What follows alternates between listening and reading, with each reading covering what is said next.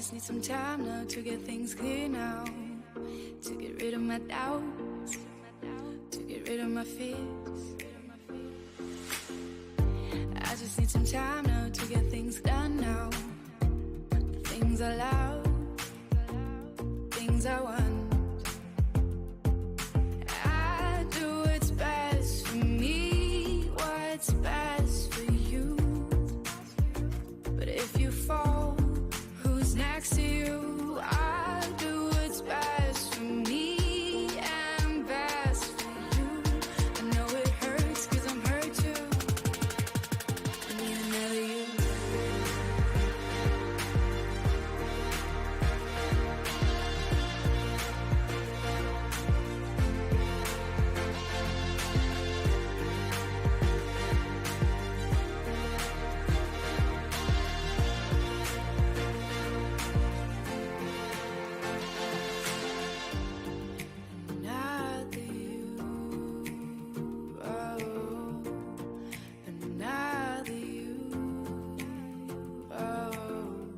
I just need some time now, need to figure out now if there's still a way for love. I just need some time now, need to think about now if it's worth the pain, if it's worth to wait. I do what's best for me, what's best for you.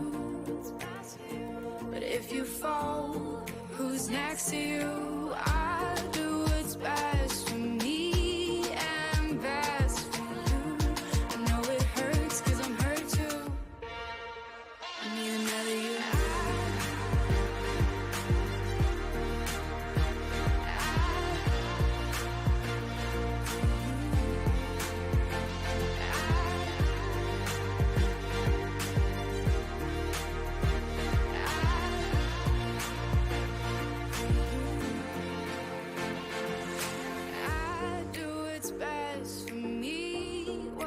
Best for you.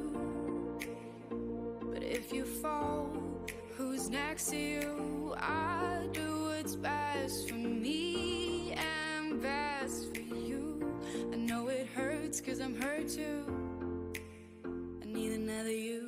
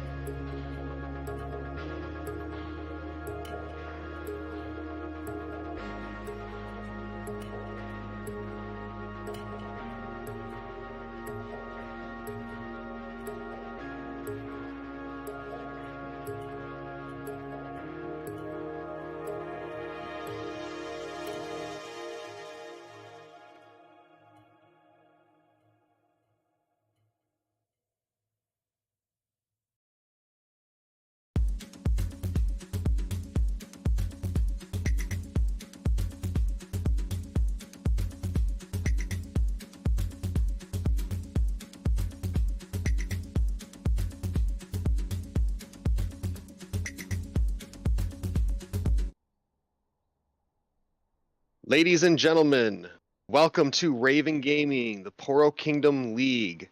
I am Kempton, joined here by Moose. Say hello. How we doing? And we got Collective Horizon and Insomnia Gaming going at it today. Insomnia played last week and had the pentakill, I believe. Yeah, on the Corky and bot lane. Yes, which was quite impressive. So I'm interested to see how that's going to shake out in this next game against Collective Horizon. We're gonna wait for the draft to get up and running here shortly, but for the time being, Moose, what are you hoping for this match? You want to see another pentakill? Well, I'm looking forward to seeing Insomnia keep on the roll they got off to last week. They had a rough start to the season for them. They were started 0-2 and then finally picked up a win against the undefeated at the time Cog Midas. So that was that was really awesome to see. So I'm looking for consistency more than highlight reel plays. They've proven they can pull that off with the Corky, but personally I'd love to see them, just get tack on another win on the board.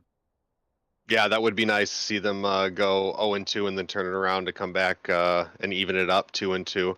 So right now we are going through the bans. It looks like Collective Horizon has taken out the Viego, the Trundle, and Hovering the Graves, and they're going to get rid of that.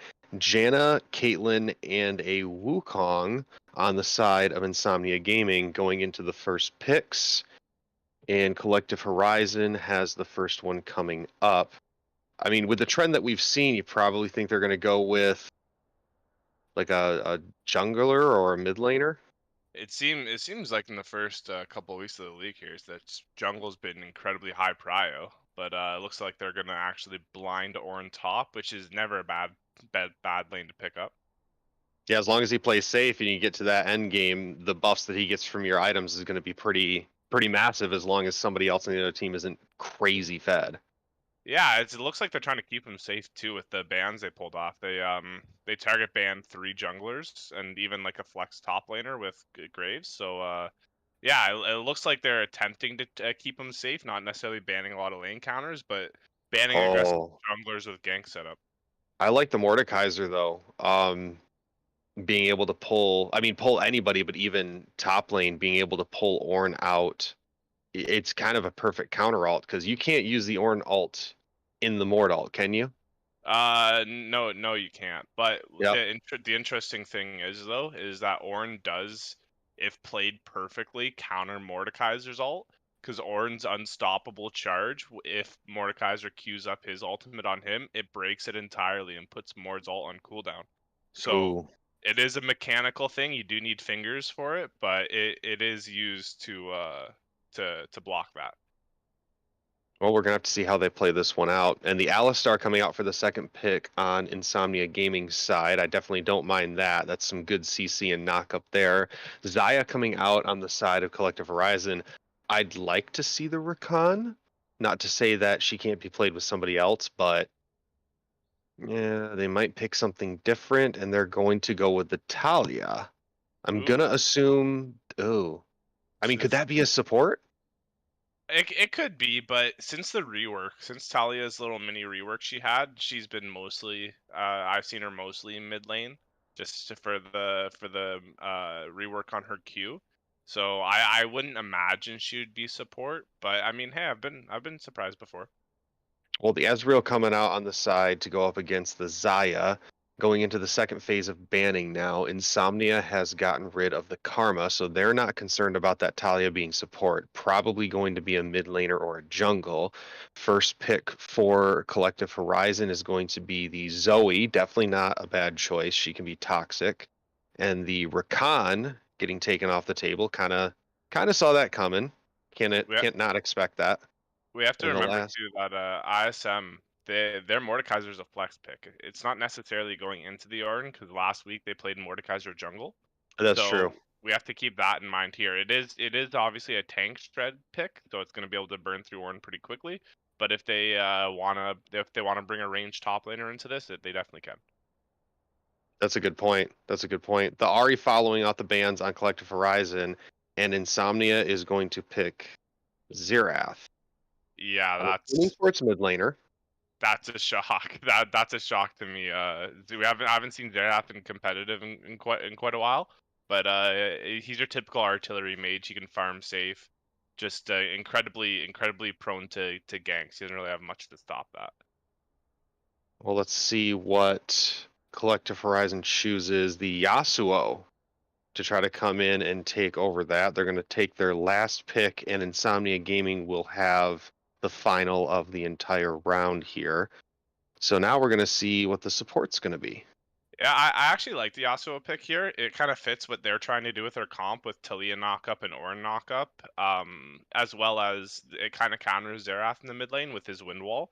If Xerath ever throws up the stun, Yasuo can just wall that off, block that, and then go in for a huge trade, and Xerath can't really do anything about it. But they do add a Nautilus too to their draft for a third knockup, and yeah, it just seems like it's going to be Yasuo's party to play in.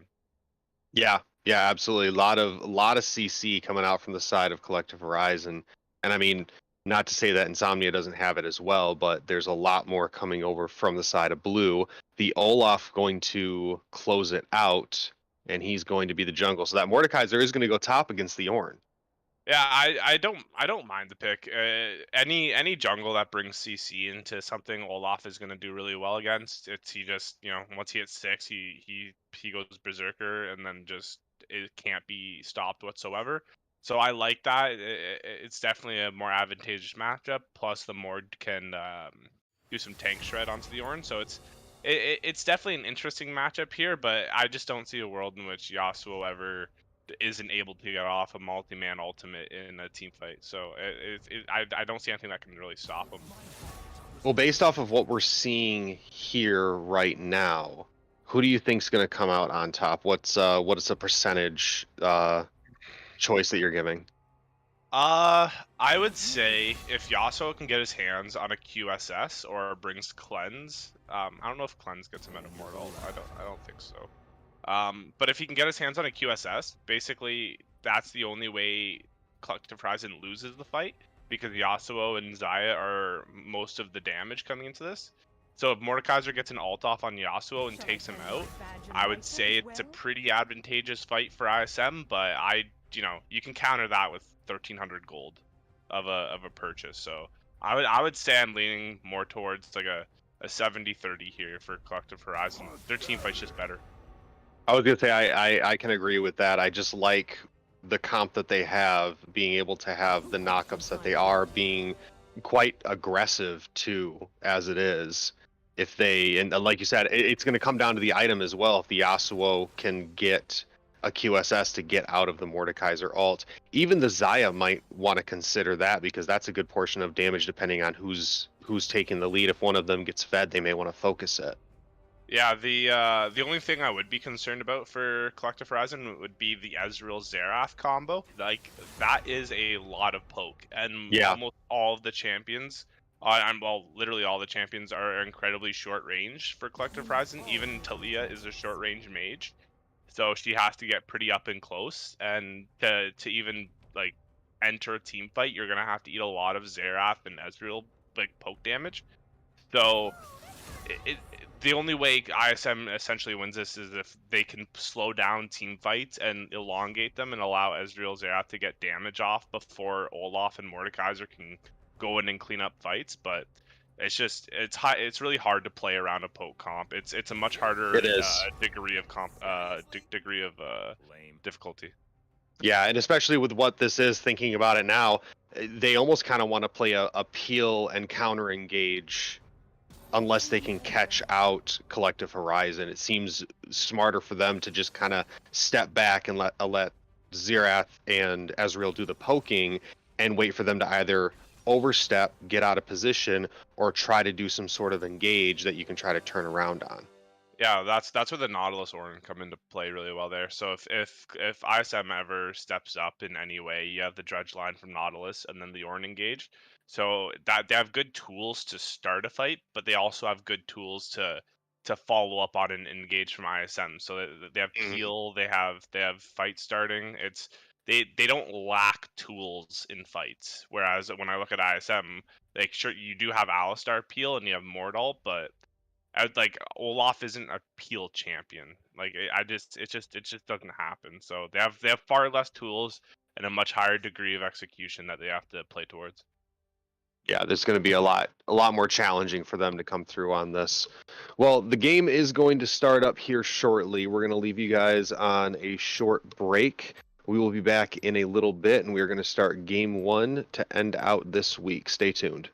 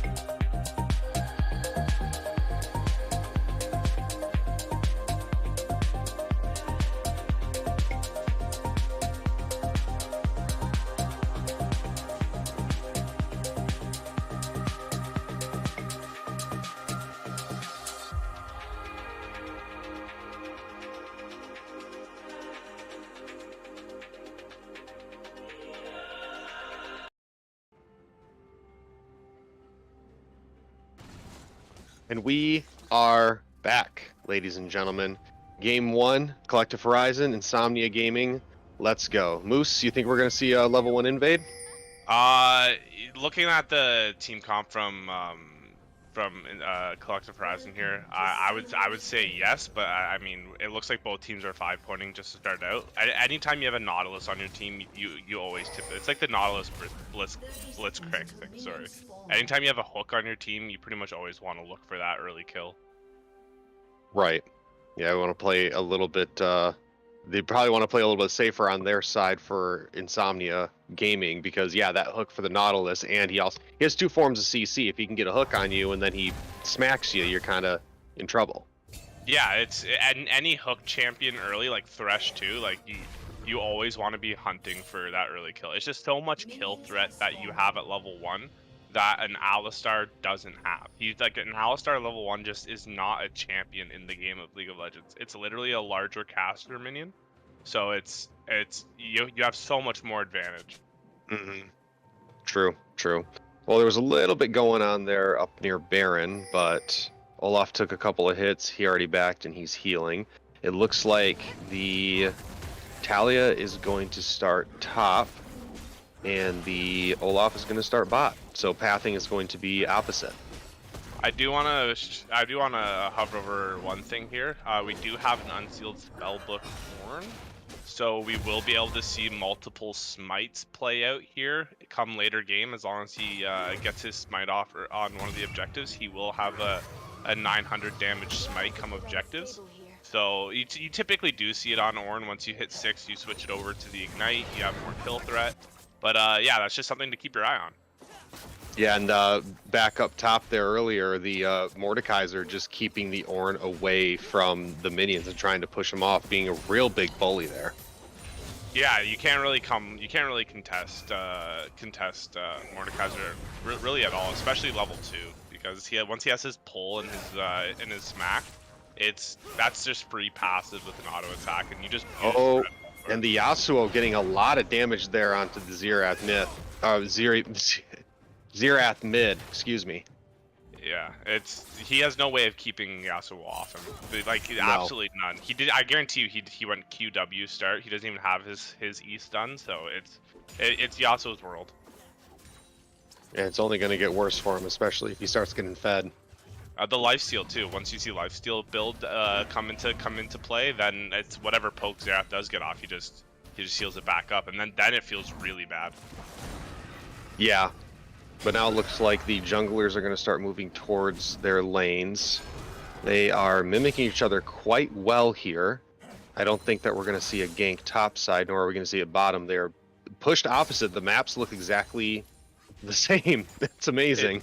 It does kind of feel bad for the junglers too, because the lanes that you path to gank for are lanes that they have prio in. So it would have been nice to see the junglers maybe pay a little bit more attention to what lanes are going to get prio. Oh, and here we go. The Nautilus is going to hook this Alistar. He has no idea it's coming. The Noe's just going to smack him. He's going to get knocked over, but I don't think it's going to matter. The Xayah does throw a lot of damage out, but it's not going to matter. Oh, they get the hook and first blood going to the support. There we go. If you look at what Alistar brought into the game, his rune is phase rush. He doesn't have aftershock. Like he procced a knock up, which would have given himself a little bit more tank stats. But he has phase rush. Like the ability to escape and get out is good, but he's just not durable to survive those early ganks. Oh, and now the Olaf's coming behind in mid here. Talia is here to back up her mid laner. They're going to try to push the Olaf off, but nothing's really going to come of that. Ooh, just missing the Yasuo. Almost had that kill. Good move there by the mid laner for Collective Horizon. Yeah, as an Olaf jungle, anytime you can trade your Ghost Summoner spell for a mid laner's flash, even if the gank isn't successful, your Ghost is such a lower cooldown. So it's like that's a win. That's a win no matter what. Like even the Nautilus can roam mid and get a kill off that. Yeah, it's a feel-good moment, but the nice thing, and I just realized this too, Collective Horizon does have 2 TPs, so that's going to be really nice early game for the Yasuo to come back and to be able to do something later on. Or nearly dying there to the Mordekaiser. Mordekaiser's not going to chase him under tower, but still a good fight between the two of them. Yeah, I don't expect it to get any better for Ornn at all. It's only gonna like as the game goes on, it's only gonna get worse. The second Ornn wants to ult, it's yeah, Mordekaiser just cancels it. It just seems like the hungry getting hungrier. Yeah.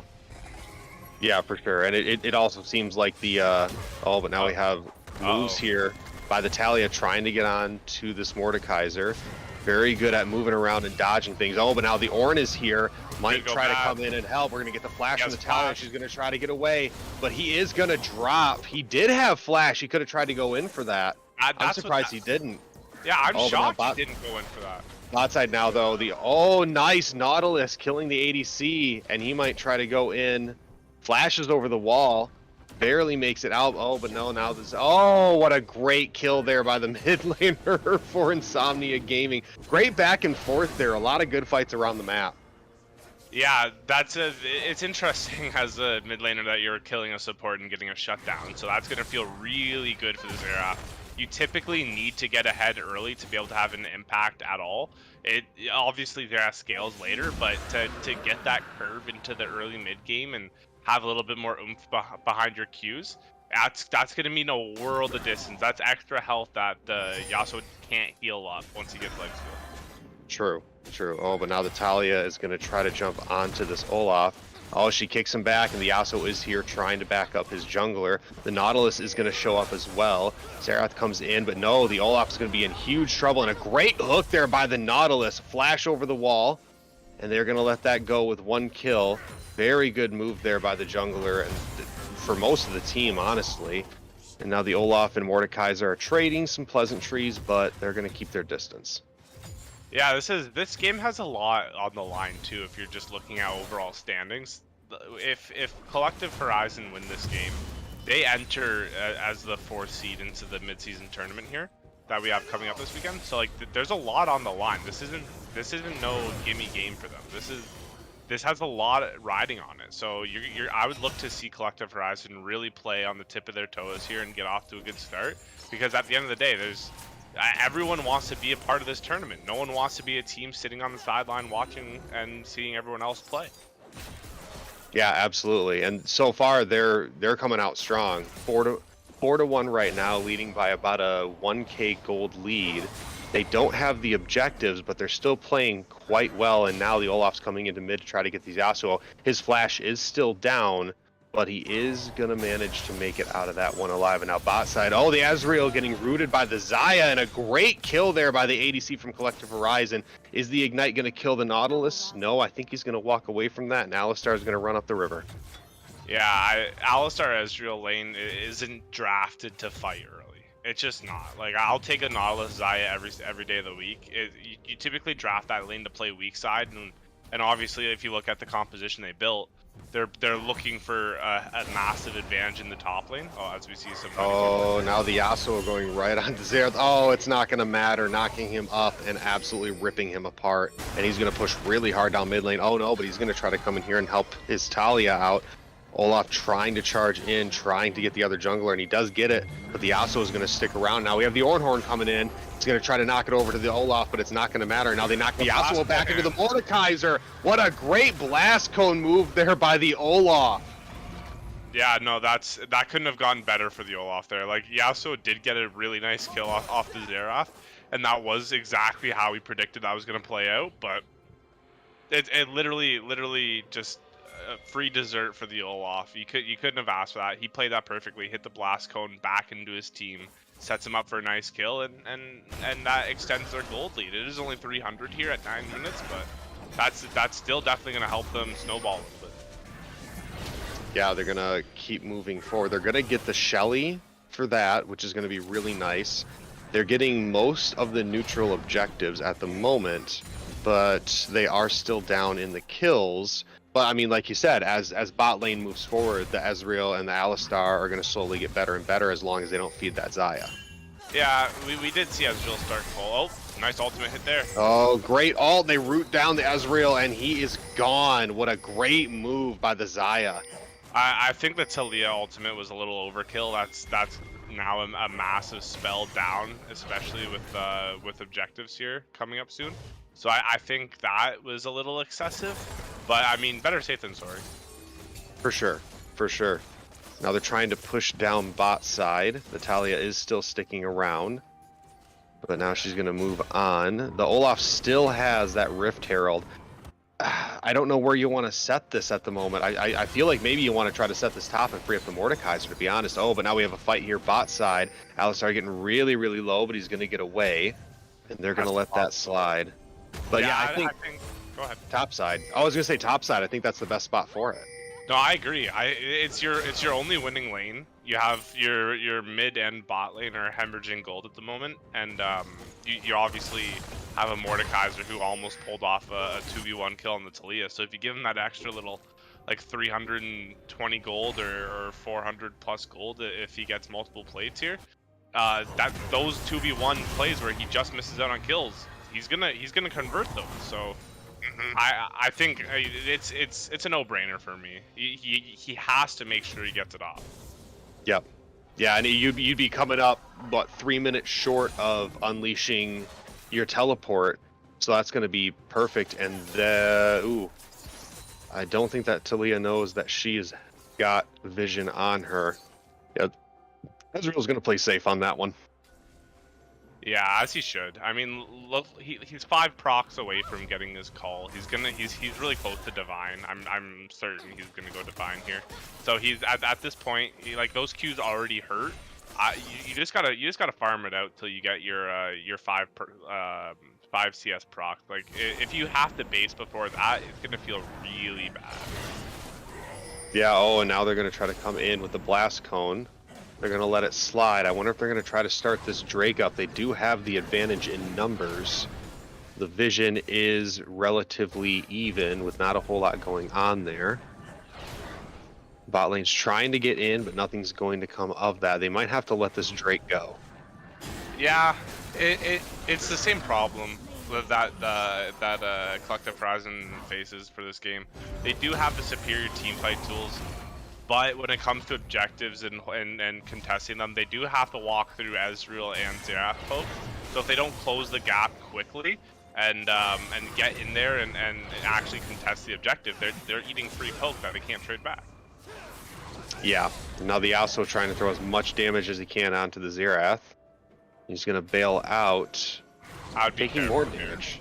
I'd be careful here if I'm the Xerath. You never want to step anywhere outside your turret range. Oh, now the Talia's going to come in here. They're going to knock up the Mordekaiser. Ornn getting his Ornhorn off, and I don't think that he's going to survive this. He's going to try to get to the Talia. He doesn't have his ult, and I think he's in trouble. Gets a flash over the wall, though. What a great move, saving himself. Yeah, that's massive. If Mordekaiser dies there, that's prio. He loses the top lane.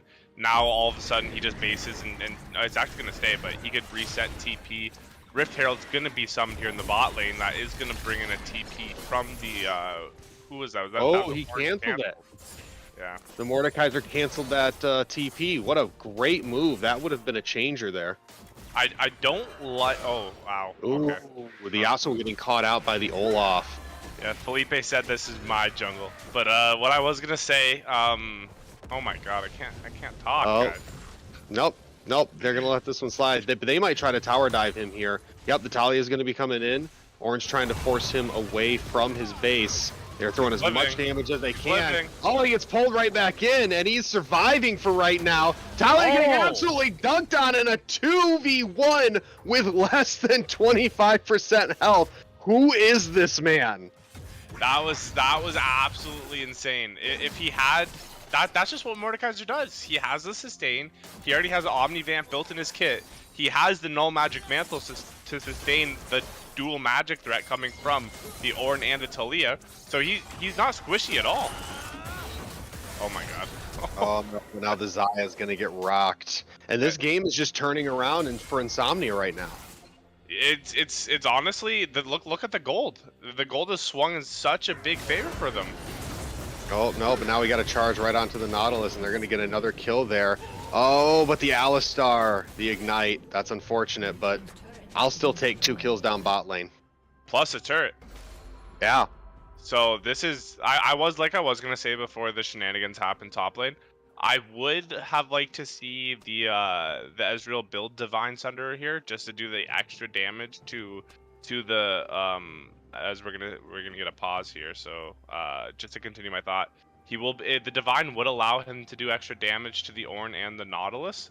Obviously Trinity's gonna help him with the Talia and the other squishier members, but the whole purpose of drafting your poke comp is to be able to eat through that front line so they can't contest the fight. So I think the Triforce is a little bit of a troll build here, but I mean it doesn't really matter. They're 3,000 gold ahead right now. It seems to be snowballing a little heavy for them, so it shouldn't play too much of a factor, but these are the small things that you do have to look at. Yeah, and the Mordekaiser is absolutely online right now, obviously, as we just saw from that fight topside, and him and the Olaf are pretty fed right now. Yeah, it's the Merc Treads for me that I like. He built Merc Treads early just to be able to survive a little longer and block the CC from the Talia and the Ornn, and that's a problem in draft that you have when you draft both magic damage and or AD from top jungle. It's incredibly easy for the top laner to itemize against that. You you don't have to split damage types. You can just index towards MR, and that's probably what he's gonna do for his first couple items. Yeah, it's been good so far. We'll have to see how it comes later on in the game. I still don't see any sort of QSS on any of the team members for the side of Collective Horizon, but I guess none of them have really been caught out by the Mordekaiser ult yet. No, there hasn't been much going on in regards to that. You did see the Mordekaiser pop the ultimate on the Talia, in which he could have flashed to secure the kill. Like that was a good opportunity, but since then I haven't really seen much involved from him. And we are back at it, however. Some technical difficulties, but we managed to make our way through them. Now it looks like everyone's just kind of getting back into lane, doing what they need to do, and slowly moving forward, and we've frozen.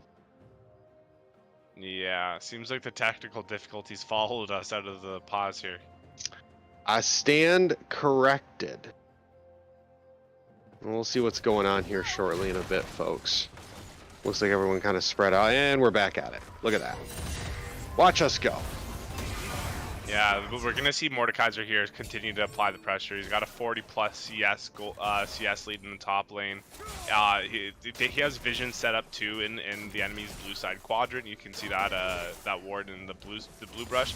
Alistar and Xerath are going to acquire him more vision to continue to push. They might even actually look to set up a dive, but diving an Ornn is, that's typically, it's like chasing a Singed. You just don't want to dive an Ornn. No, it's not a good idea, especially with him having practically a full health bar. Not the smartest thing that you want to do. And now it looks like the Ezreal and the Yasuo are trading some favors back and forth. Oh, but now we have this jump in here by the Nautilus, getting him knocked up with the ult. They do get the hook. The Nautilus is going to die for that, but the Yasuo is going to try to get out. I'd say that's a pretty fair trade back and forth between the two of them, but they're going to turn this around. And now the Ornn coming right onto the Alistar, getting caught out, and now the Talia is going to come in and cut them off. But no, now the Alistar, oh, that's really unfortunate. Both of them go down. Sorry, I lost track of where I was there for a second. It was hard to tell whether the Alistar was baiting the enemy team or he just genuinely didn't know how to position. Like, 'cause he was nowhere close to his teammates, and he got collapsed on incredibly quick. And we have to remember, this is a phase rush to Alistar. He's not going to be able to survive all that long. He does have his ultimate for sure, but he is generally squishy. So it looked like he was baiting his own team into a fight there, but thankfully they have an artillery mage with Xerath who can close the gap pretty efficiently with his spells. So, and he got a great kill on the Yasuo. Yeah, let's just say they got really lucky with that one. For sure. For sure. Now it looks like everyone's trying to set up around Drake. Everybody's there except the Nautilus, so it looks like Collective Horizon is going to be short a man. They might try to delay until their support gets there, but I don't know if Insomnia is going to give them the opportunity. This one will put them on soul point, and the Mordekaiser's sitting and waiting, trying to pull somebody in, and he cannot get it, but a lot of damage coming out onto the Olaf. Ornn tries to go in and knock him up, and Zaya gets and now it looks like Collective Horizon is just getting chewed through right now, but it's kind of a back and forth now that the Nautilus is here. He's trying to maintain a front line and keep everybody away. Mordekaiser very, very low. He does not have his ult. Big hook there. Oh, huge knock. The Nautilus goes down, and a lot of death going back and forth between the two teams. Zaya throwing out as much damage as she can, but she gets dropped. And now the Alistar is going to go down there by the Yasuo, and it goes back and forth, and we have 3 kills to 3 kills. Oh no, but now they're going to go right in onto the mid laner, and he is not going to make it. That's 4 for 3. Ezreal is the only one alive for the side of Insomnia Gaming, and he's probably going to have to bail out with that much health. Yeah, honor the Ornn. Honor the Ornn there. If that Ornn doesn't get was that a 3-4 man knockup? If he doesn't get that, the team fight's a wash. That saves a dragon putting them on soul point. That cleans it up, brings them a little closer in the gold graph too. So. Oh yeah. Oh nope, he doesn't stay too long. Excuse me. No, I just can't talk about how important that knockup was from the Ornn. That saved everything there. That was huge. That was huge. Being able to do that much CC and keep them controlled like that, that's pretty much exactly what we were talking about. All the CC and knockup that Collective Horizon has, they use that perfectly, but now it looks like the Nautilus is going to get himself caught out, and he is going to fall, unfortunately. I would have liked to have seen the Olaf just let the Xerath pick up that kill there with the last shot of his ultimate. Obviously, I mean, in any situation, you want anyone who has range to get more gold onto them. It just scales harder, so that would have... It's a kill that definitely could have gone over, but I mean, at the end of the day, they still pick up the gold. That's still important. But another thing I did want to touch on was in that team fight, if we look at the gold or the CS in the top lane, we have Ornn who's at 108 compared to the Mordekaiser's 164. He's about 50 CS down, and at the team fight, it was still true. And look how much that Ornn offered in that fight compared to what the Mordekaiser was able to do. It's a champion that has so many tools and can play from behind. Well, and to that point as well, Mordekaiser went into that fight without his ult. So did Ornn. Oh, yeah, that is true. He didn't have it as well. A lot of things were down in that fight. Yeah, that's why Ornn right now is such a highly valuable pick in the meta. He's someone that he has utility. He can play from behind. He doesn't need gank support. He's someone who's very self-sufficient, and he scales very well too. Most of the items he gives to his teammates add about 1,500 gold value to what your team is. So you have to keep that in mind. If Mordekaiser isn't hard stomping and applying the pressure like he is right now, but you are going to see Taliyah here close this gap. Oh no, and now the Xayah is going to get in trouble getting rooted right in front of her tower. She's going to try to get away, and she does manage to dodge everything. What an impressive move there by the ADC on the side of Collective Horizon. She's going to have to keep running, however, and now it looks like Shelly's going to come out to play here mid lane with 4 members of Insomnia pushing very, very hard, getting the second tier turret, and now they're going to try to crack the base, I believe. Easily can get another charge off of Rift Herald. There's plenty of health. They're all stacking up here. Both teams full except for the Taliyah being down, so Insomnia does have a man advantage. We're gonna have to see what they can do, and the Alistar flashing right in there and trying to get an engage going on, and they're just going back and forth. Insomnia taking a lot of damage. The Mordekaiser going down, but the Ornn following closely after, and they're gonna have to try to move themselves away, but it looks like they're trying to do what damage they can, and the Xerath getting a great shot up there, the Taliyah, who just got up. What a good move there, and they're gonna have to back away from that, however. Yeah, this all comes down from the play here when Taliyah tried to gank the Mordekaiser pushing in top lane. It was a 2v1, and I'm pretty sure the Mordekaiser, like, we weren't watching on the screen, but I was watching on the minimap. The Mordekaiser popped ultimate the second Taliyah showed up on his screen, and just destroyed her. That gave a 5v4 situation where they were able to use Rift Herald and push down mid lane and crack the base. It was massive.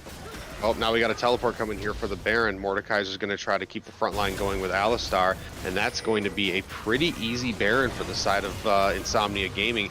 Turning this fight around, being pretty far down in the first couple of minutes here. now just slowly starting to crawl their way out, taking the lead and marching forward. Yeah, I don't know too much about this second item here from the Ornn. It's pretty selfish item, I would say. Bringing out the anathemas chains. I'm assuming he's putting it towards the Mordekaiser to survive in lane a little bit better, but I I just don't see that being an item that's going to help you live throughout team fights even more. It's like Oh, you're going to be taking mostly poke damage. oh, now the Nautilus is going to get in trouble here, getting rooted and pulled back. He is going to drop, and that is going to be an issue because the next Drake is coming up, and this one will put Insomnia onto Soul Point if they manage to get it. Yeah, I would expect Xerath to base soon and pick up his Rabadons. And once you see Xerath with Rabadons, a Q is going to do 70% of Yasuo, Talia, and Zai's health bar. It's the second that's online, it's you can't play anymore. It's the curve graph that we wanted to see the Xerath get to, and he needed the 4 kills to get to that point. Without that, you're taking Qs that just don't have as much impact. Oh, but now the Mordekaiser is going to get jumped here by 3 members, now 4 members of Collective Horizon, but he's still standing tall, trying to go after the Yasuo, and a great bop there, taking him out. Xerath tries to come in with his ult, and he's going to go gold, and he's going to try to maintain this fight, now chasing down the Nautilus, who I'm pretty sure just got up, taking him out. What an amazing play there, going 1 versus 4 and taking 2 of them out. Yeah, this is a real resurgence here we're seeing from Insomnia here. The first 2 weeks they got off to a rough start. They picked up some traction last week, and they're looking to start out with a big win here. This is massive for them. This is really, really well, going right into the base, not caring about the towers, kind of farm camping them. This one's over. This is the go next if you're Collective Horizon. Yep, this one's going to be over. Collective Horizon is going to go down, and Insomnia Gaming is going to take game 1. A great turnaround, great set of plays, and the Mordekaiser, I mean, good lord. Yeah, that was the key to the game there. You can't shy away from not acknowledging what the Xerath did, because the Xerath was definitely influential.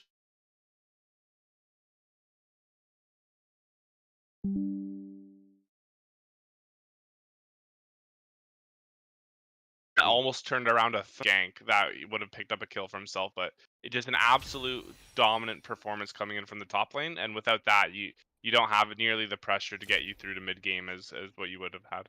Oh no, for sure. I'd definitely say MVP would definitely be the Mordekaiser in this game. Not to say that, I mean, not the other team didn't do well. I mean, like we pointed out, the Ornn had some great knockups, that one team fight right behind Drake where they managed to turn that fight around and managed to get the first Drake.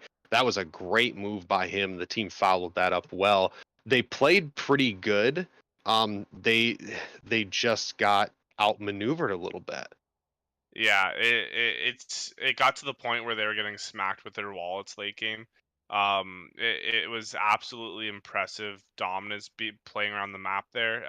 The Rift Herald usage too to crack the inhibitor turret mid lane was a huge that was pretty much the straw that broke the camel's back. It was the objective control all game, the dragon pressure. They didn't have the team fight tools, but the poke from the Xerath allowed the Mordekaiser, who had such a gold advantage, to come in and clean that up, and they ended up playing around it. It was a harder comp to pull off, but they seemed to be able to weather the storm mid lane and keep the Xerath safe long enough. Didn't bleed gold into the Yasuo all game. Yeah, and we stand corrected. We thought that was going to be a Collective Horizon game, and it turns out Insomnia just played it better and managed to pull that one off, and they're on their way to going 50-50 and potentially keeping Collective Horizon out of this mid-season tournament. Yeah, this is gonna be a huge second game here for Collective Horizon. I wanna see them take some poke tools off the board here.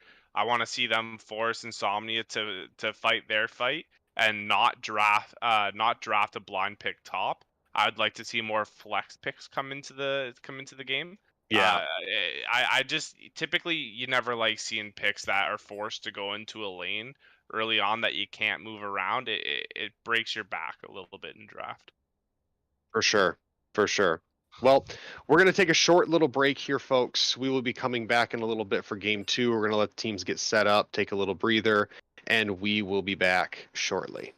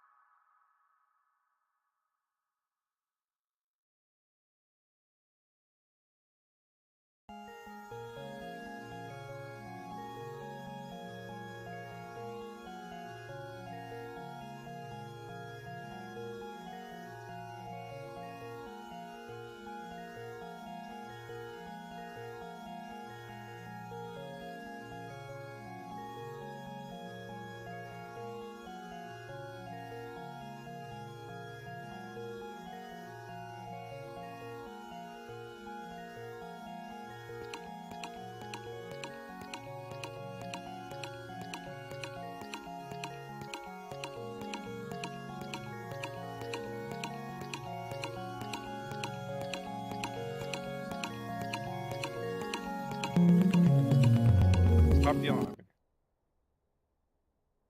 Welcome back to Raven Gaming, the PKL League. We are going into Game 2 of Collective Horizon versus Insomnia Gaming.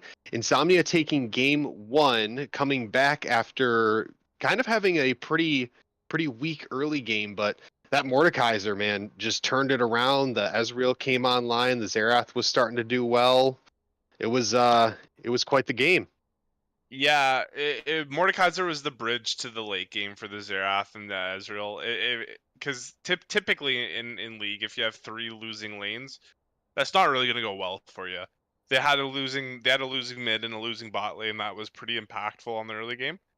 But the Mordekaiser allowed the Xerath and the Ezreal to get to a point where if you're tanking Qs from either of those champions, you can't take multiple. It's just too much. Too much damage coming through on objective contests. And we saw that around the Dragon Pit multiple times. They tried to come up, they tried to contest an objective, and too much of their HP bar was gone before the fight even started, and that played an important role. Yeah, for sure, for sure. Well, we're getting into it very quickly.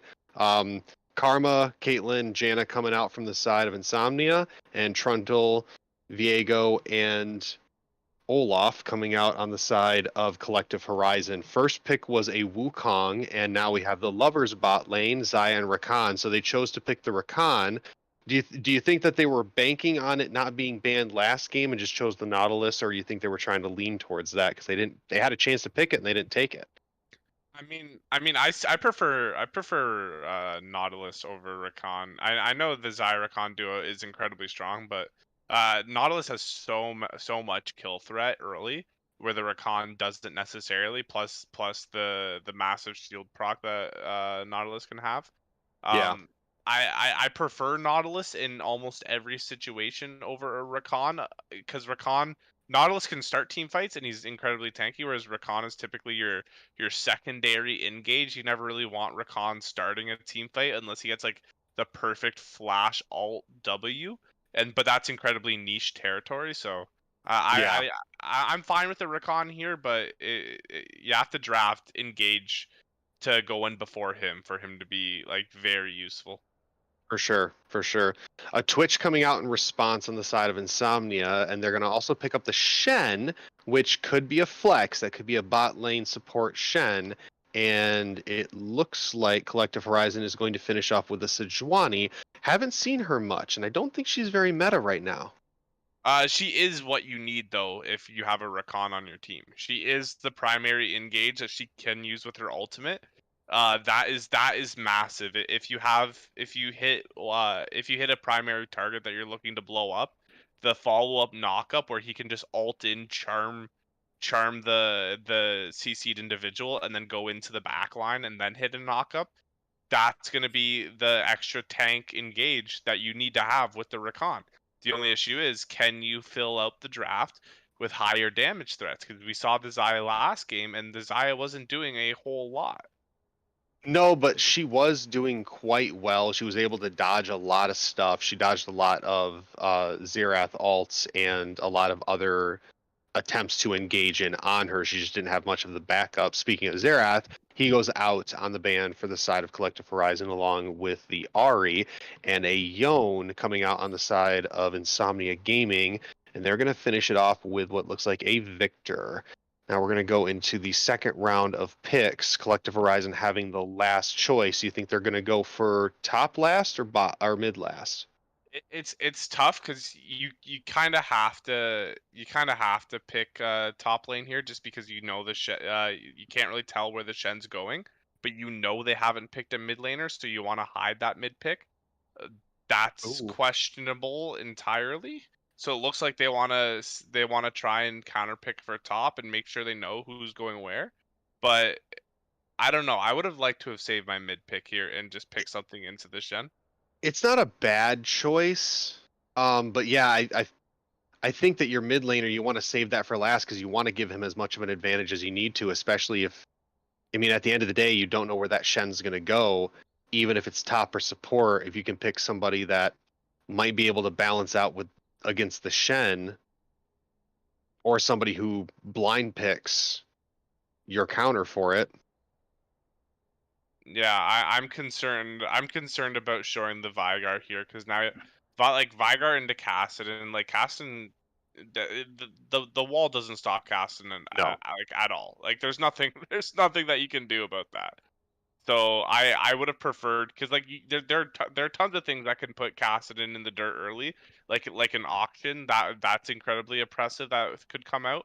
I think throwing Vigar here early is a flaw in the draft. Maybe they know something we don't. Maybe they have something queued up here for top lane counter. But I don't know. The Alawi is definitely that it'll shred set, but I think Well, it's a and mistake. here's the other thing though. I mean, it could be the Wukong top, it could be a Shen support, it could be a Set support, it could be a Wukong jungle and a Shen top. I mean, the three of them can rotate around quite well. Yeah, Wukong right now is I can't see him going anywhere else but the jungle. He's so incredibly buffed coming off of the last patch. It's almost like it's way too broken. Let's just say that having the ability to dash over walls, his Q cooldown and his E damage buff on the jungle camps. It's so powerful having him in the jungle right now. So many pro teams are picking him up.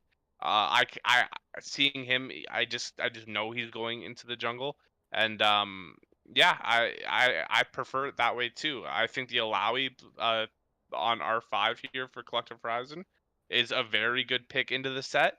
She does really well against bruisers trying to all in her because she just absolutely destroys health bars when that happens. But the only flaw with Alawi is she has to be in the middle of an absolute fiesta for her to get any use out of her, which putting yourself in vulnerable positions isn't always the best way for success in League of Legends.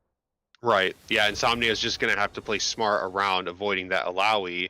The Vigar, as long as the Kassadin can rip through him and get a good lead, I don't think the rest of the team can really do much unless that Xayah just starts popping off. But, I mean, she's going up against a Twitch. I mean, just the Twitch in general is annoying as hell. Yeah, a Twitch piloted well. Like, if you have someone who's playing like a million mastery points on Twitch, and you go up against that, you're gonna have a nightmare. There's so many ins and outs and quirks of just like backing off a minion wave or walking away, then stealthing back into the wave and hitting someone for 75% of their HP.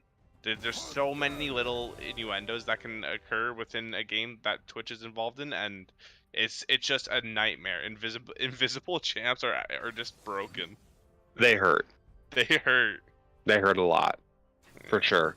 For sure. And having the Shen too, if he just goes right on in, the Shen can shield him, support him. If they get an ult, he can always ult him in a worst case scenario. He just has a great backup. Well, there's tons of peel. You have Wukong knock up with his ultimate. You have Set to be able to just grab someone who's hitting the Twitch. They have and the Shen ultimate plus the taunt.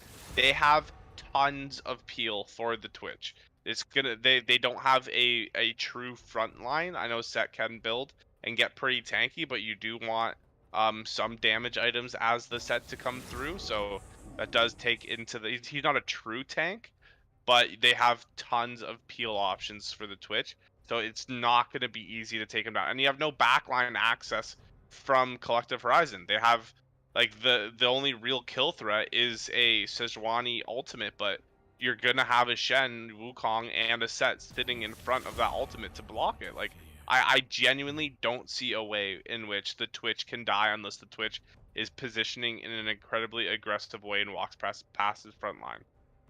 Yeah, he would have to really step out of line and not play around his teammates to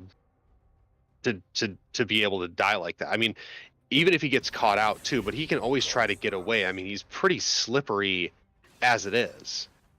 Yeah, we also have to take into consideration that 4 of the champions on Insomnia are melees, and you do have the Vigar. Vigar is the bane of all melee champions in the game, so you have to consider that going into it. Kassadin is very slippery and can get out of it, but the other champions cannot.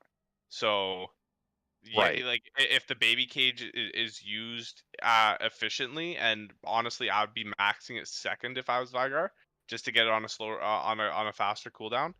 Then that can be an issue Insomnia faces, but I'm just gonna level with you. I think Insomnia Turbo won the draft, and I don't really think it's close.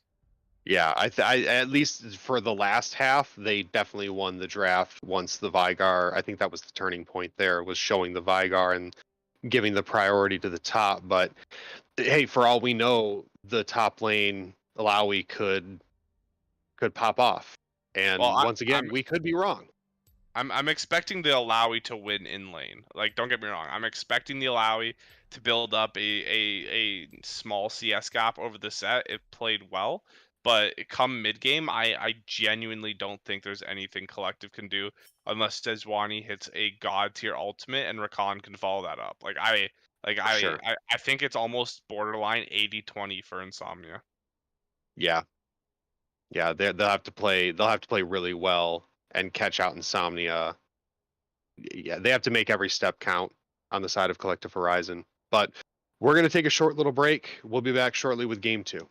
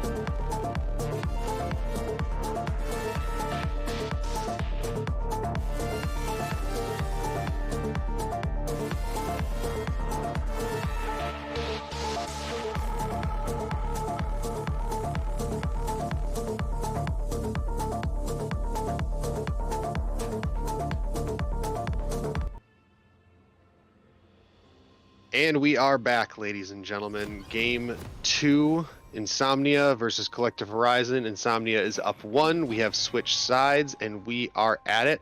I have to point one thing out. Bot lane diff, skin diff, Zyrakan not matching. I'm disappointed. Everyone knows skins give you bonus 5 AD. Everyone Yes. knows it. And the wrong skin choice can ruin your lane. It's a fact. Yeah, I don't even know why we're casting this. I mean, as far as I'm concerned, Insomnia is 1 because Zai and Rakan don't match. No, I started getting my dog on his leash. I'm about to go for a walk. I gave up on this game entirely. Chico, you ready to go, buddy? Yeah, I gotta get up early, so I'm gonna go hit the sack. Yeah, no, it's I'm already setting my alarm. I don't even know where we are anymore. Oh, we're toxic. But no, seriously, come on, Zai and Rakan. You guys can't match up skins. Killing me here, Smalls. Yeah, we gotta. I want to see Twitch chat just go in on them for that. It's something we can't let go without the community just laying into them. It's I mean, obviously that's tongue in cheek, but it's true. Very disappointed. But It back is, to the game as a whole. Yeah, that is my favorite Vigar skin though. I love that Vigar skin. I will give them that. That pulls it back a little bit. Yeah, we'll give them a little bit, I guess. Regardless, it looks like both of the junglers are starting bot side, so we're going to see a pathing towards top.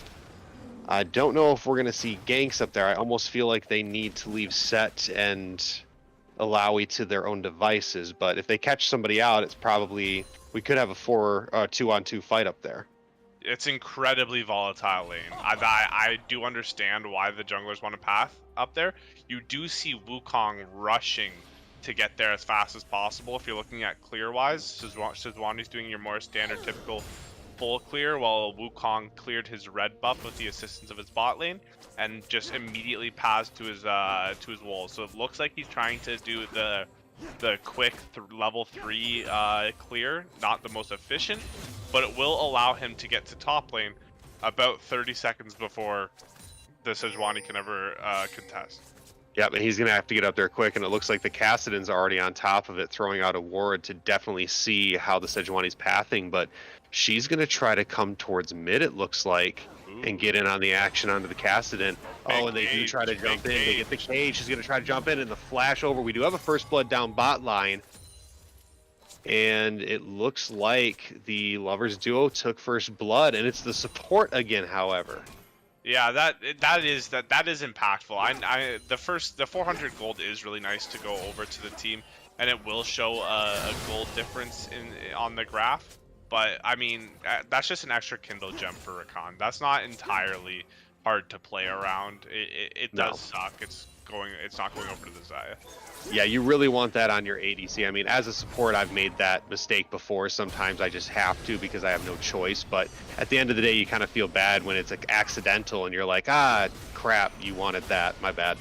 Especially when you don't have a plethora of damage coming around from the rest of your roles. Like Alawi is more of like a solo lane build hull breaker, come fight me 2v1 type champion. She's not really a massive team fight threat unless people dive in on her. But so you really only have Vigar Xayah, and having that extra gold not go into the pocket of one of your carries is incredibly influential. Yes, and I do want to point something out that we missed, that Wukong stole the red. Oh, that's just an aftermath of the Sejuani ganking mid and showing herself.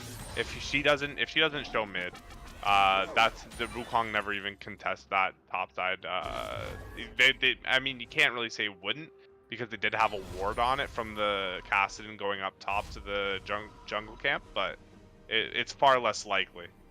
Yeah, but still, that's got to hurt a little bit, especially when nothing happened mid lane and you didn't really get a chance to do anything about it. That's going to be a little bit of a deficit there for the Sejuani, I think. To be fair, burning a flash on a Kassadin early is incredibly important. The early... Oh, but now we have the engage, and this is exactly probably why. Oh, but he walks out from that. The time you want to be able to put Kassadin in the dirt is pre-6, even pre-11 is when you want to get, pre-level 11, I mean, is when you want to be able to apply that pressure. Kassadin is the strongest scaling champion besides Kale in the game. If it goes late game and the enemy team has a Kassadin, there's a reason this guy's nickname is Castlewin. Have to win. Yep. There's nothing you can do. Like, honestly, if I ever see a Kassadin on the enemy team, you're already on a timer. That's just how the game works. Yep. Yeah, and like you said, it's exactly like KO. When you see KO popping up on a team, you're like, all right, well, put the clock on. If we don't get past this point, we're kind of screwed unless they throw it. Yeah, it's frustrating too, because like no matter how well you play, you could genuinely have like a 6,000-7,000 K gold lead, and if it gets to 30 minutes and that gold lead persists, and you haven't been able to close it out, that the second they hit their the coveted level 16 and they get their transformations into like an absolute like 2,000 years champion, it's over. There's nothing you can do about it. Like genuinely nothing you can do about it. No. And now we have everyone just kind of farming up their lane, some good trades back and forth. Some people, I mean, Seth's really the only low person here right now, but he can easily tank a lot of that damage. The Alawi pushing in pretty hard onto the tower, but not a lot coming of it. But now the Wukong's going to come in on the bot side, and that Xayah is going to get a good route there onto the Shen and keep them away. But the Rakan is very, very low, and the flash coming in from the Wukong, but he might be able to walk away from that, and Xayah trying to throw as much damage as she can. She gets the route off, and now the Rakan looks like he's going to try to come back in, but now the Vigar is coming down. They see him, though. The Predator. They see it, and they're going to try to push in on that. Vigar's coming in here. He's going to try to go onto the Twitch. Oh, the Rakan's there trying to do what he can to buff, and they do get the kill down, and they're going to take that one and march away 0-2 in favor of Insomnia, or excuse me, in favor of Collective Horizon, I believe. Yes. How fair is that? How fair is Predator Vigar having a champion that can hit you for half your HP with an ultimate and be able to run across the map like twice as fast as anyone else? That is just, it feels so bad when you're bot lane and you see a speedy little Yordle coming around just about to just chuckle and giggle as she takes away your entire HP bar. It's so annoying. Yeah, it's only going to get worse as time goes on, but I mean the Kassadin though is going to start scaling as well. So if he can continue this run on the Vigar and do better and better and better, they may be able to shut this down early enough before the Kassadin can pop off. It's very subjective. It's very conditional. Like Collective Horizon has, like, I mean, Vigar does scale really well, but Vigar's single target damage and ability to do damage to multiple people in a quick time frame does not compare to what the Kassadin can do. I'm aware Kassadin does do single target damage beside his pulse, like wave that he shoots out, but Kassadin can transform and take a kill and then look over at someone else and do insane damage to them really quickly, whereas Vigar can't really do that. Even late game, he looks at one person, he says you can't play, but Kassadin just does that to multiple people.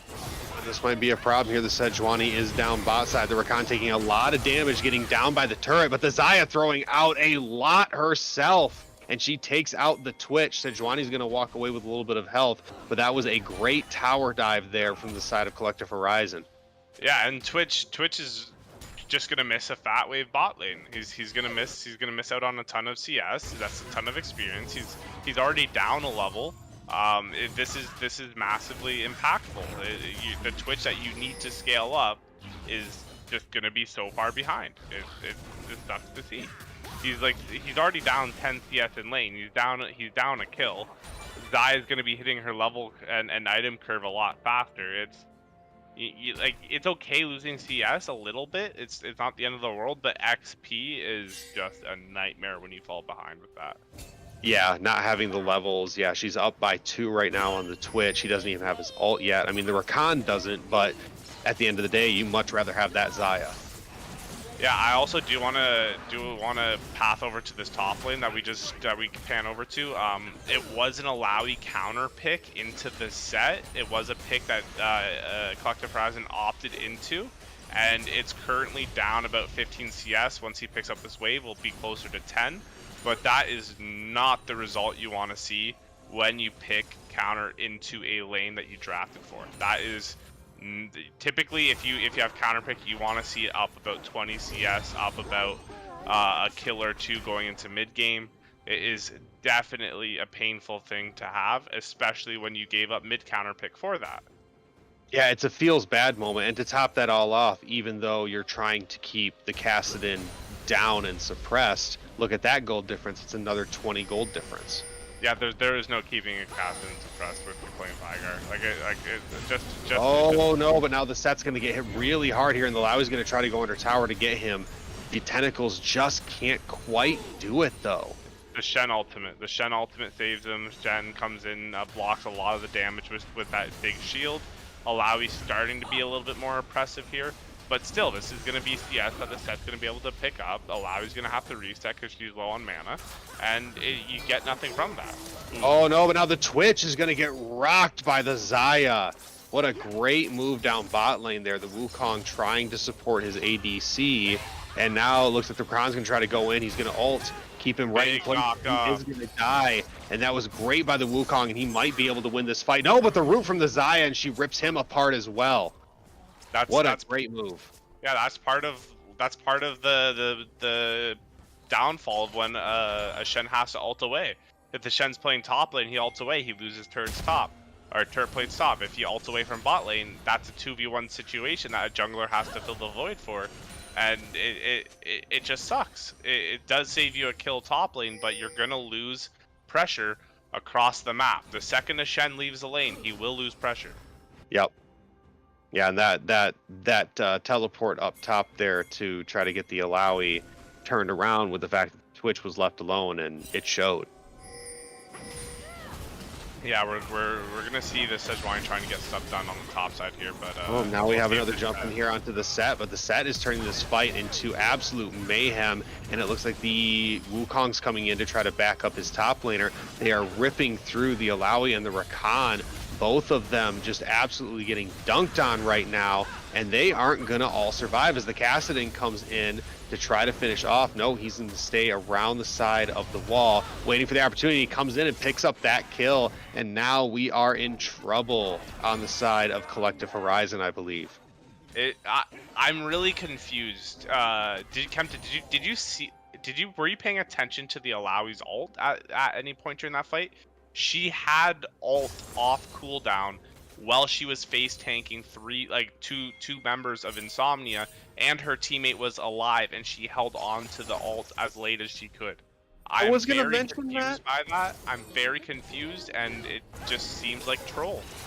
It seems like she held on a while for that one. I was waiting for her to do it. Now the Xayah ripping apart the Shen, and Collective Horizon returning the favor. I mean, they may not be doing well topside, but they are absolutely dominating bot side. Yeah, it's still but the Wukong gets caught, and he's gonna get dunked on by the Vygar.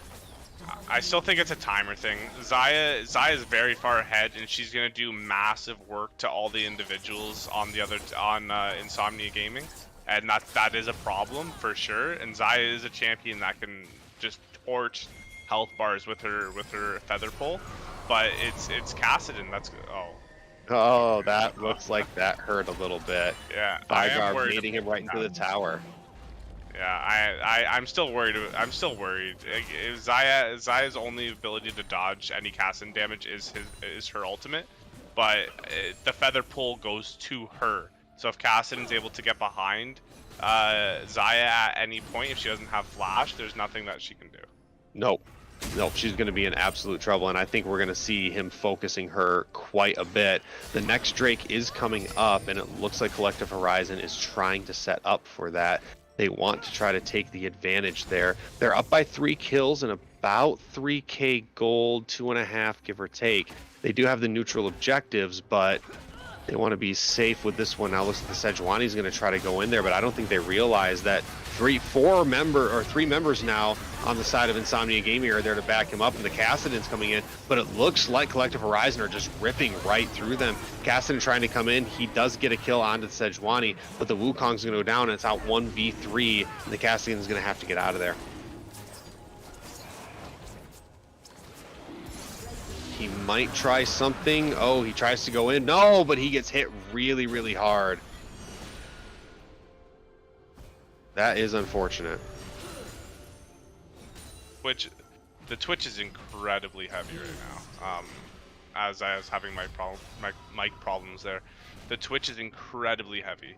He's 2 and 6. He's actually building ability power there, and I think the build is kind of troll. I think not having more, because really they don't have much of an attack damage threat that is able to consistently DPS for the side of Insomnia. So he's actually deciding to go into Magic, which is gonna be able to make Kassadin less lethal, because now they can just optimize for MR a bit more, and that's gonna have more value. So I think the Twitch is quite potentially might be heavy enough to weigh down the entire side here, and might not allow Kassadin to get to the point where he can carry. I genuinely think this is a massive issue, and having a 901 Xayah directly correlates to the 6 deaths that Twitch has given over. Yeah, now that you're pointing that out, I don't see why he would want to try to do that, especially when he'd be pretty much the only AD champion on the team. Yeah, I mean Wukong's set can do a lot of burst damage in quick successions, but the consistent DPS of Twitch is what you need, and building Nashor's Tooth first is just so giga troll. I can't even begin to talk about it more. It's so bad. Yeah, I don't think I'm liking that bot side right now. I mean, I guess it could potentially work, but it's not working right now. I can tell you that. I mean, it's a 6,000, almost 7,000 gold lead that a Kassadin's gonna have to come back from. Like, it's definitely doable, but the game has to go past 30 minutes, and I don't see Kassadin getting to level 16 and being able to take over a team fight without any help. Like the Kassadin can't 1v5 5 full health bars. Like that's not how that champion works. No. You need help. You need CC. You need burst damage to come through for you, but it's just not happening. No, it doesn't look like it's going very, very well for the side of Insomnia Gaming at the moment. They have the ability and they have the potential. They're not playing for it. Now he gets 3 spell books. What's the angle here? Well, it's going to be going into the Mythic. Like, it'll probably be going into the Leandries here, because... now Set's going to be in trouble. Trying to do what he can, taking quite a bit of damage, but the Xayah just tearing him apart. Yeah, she is way too far gone. Yeah. Like I was saying, the 3 spell books will be going into Lost Chapter and a Fiendish Codex. It does build that way, but it's... I seriously can't. I don't understand the thought process of the Twitch going AP. It just sounds like they have AP Twitch isn't the tank shred that you want. They have 2.5 tanky champions on the side of Collective Horizon here, and it's so weird to me to not want to build tank shred. Well, it looks like they're going to engage. Now Wukong getting caught out here by the Vygar and getting ripped apart as well. Yeah, it doesn't look good for the side of Insomnia. I just don't feel like they're in the same mode they were last game.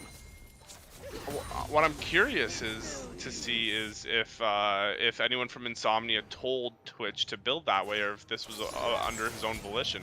Because I can't agree with all 5 of the members saying yes, this is the most optimal way to build in this situation, because like you want Kassadin being the only AP threat, so no one builds magic resist, or if they do, then the other members that this could be a dead Vygar.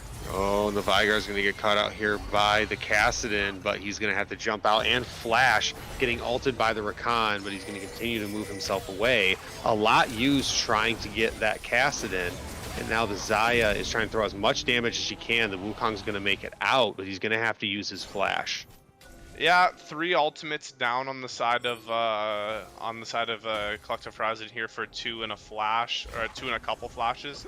I personally think that's good for Collective Horizon, but now the Shen's going to get caught out. He went a little bit too far, taking a lot of damage, but he still survives. And the Sat coming in with a great ult. knocking into a couple members of Collective This is Horizon, huge. and Insomnia is going right in. But the Sejuani is going to go down, and the Kassadin's now going to start popping off, getting 2 kills there onto both of the tanks for Collective Horizon, and now this is going to be their Drake. Yeah, no, that set engage was massive for Insomnia here. That allowed the Wukong to get in and do a little bit of backline damage and spread thin the front line. The front line having to focus multiple damage threats and having the Kassadin be able to go in and pick up a couple kills. Huge for this team here. Oh, now he's going to try to jump over the Yeah. wall. Come on, we're waiting for it. Just blast over. Now, There it is. She's coming right onto the Xayah. They're going to try to find her. She's throwing as much damage as she can, but the Vygar is there to back them up. The Xayah getting a kill over onto the Shen, but they do get the Drake on the side. TP's mid. We do have a TP coming in mid. We have to watch this coming from the backside. The Alawi's going to try to catch somebody out. The Twitch throwing out what damage he can, but not a whole lot coming of that, and he's just getting ripped apart right now. I don't think he's going to survive this fight. He's going to flash over the wall and barely make it out. The Collective exhaust Horizon. coming in from the Vygar there saved Xayah's life. Oh, but they're going to get tower dove here. The Rakan is a little low. The set, and they're going to try to turn this fight around. Oh But with the Alawi throwing out so much damage, the Xayah now popping off as well, getting a double kill, trying to potentially go for that triple, but the set's going to flash out, and he's going to try to get away. They take the tower down, and they're going to continue to march forward on the bot side here. Meanwhile, Sejuani is mid lane trying to get to the inhibitor. She is going to die for this, but she left the door open wide for her members down bot side. There are wards in the bot side jungle of Insomnia for a Kassadin TP if they overstay, but it doesn't look like they're going to do that. They're going to take their riches, go back home and spend them, and they might actually be able to stop a few backs here. If they can, this could be big for Kassadin. They stop everybody. The set's going to try to go in and ult them, but they're going to continue, and they're going to TP coming in. Kassadin's going to come in from the backside. The Wukong and the Twitch are here, but nothing's going to happen. But no, he comes in and they clear them out. Double, triple kill coming for the Kassadin. They ace Collective Horizon. I called that the second I knew it. I was like, just stop the backs. If they can stop the backs, Kassadin has TP. I was looking at the map. I saw wards. This was an absolute massive point to stop the bleeding. They don't lose inhibitor turrets. If they wanted and be greedy enough, they can look for Barons, but I think turrets and objective bounties here, they can clean up a couple if Kassadin... I think she's griefing by not pushing bot lane, but this is definitely something that was so influential. Kassadin's now 7-3. Oh no, but the Twitch is going to hit really hard here on the mid. Yeah. Sejuani taking quite a bit of damage herself. She is very, very low. She does not have her flash. She's going to back out of this and continue to go through her jungle. Yeah, I would have liked to have seen Kassadin push out bot lane a little quicker, maybe get damage on the bot lane turret. Vygar is going to be able to answer and stop that from happening. That does seem grief. You can get a lot of objective bounty gold for your team, and then you can always pick up Krugs later. Like that's something that's always going to be there for you. But the turret plates and objective bounties are going to go away. And the set's going to get surprised. He does have the Wukong to back him up, and it looks like Collective Horizon are going to try to get away, and they're going to keep their distance. It looks like they just surprise each other. Yeah. Also looking at the Kassadin's build here, he could have a full Zonya's Hourglass completed if he didn't buy the needlessly large rod.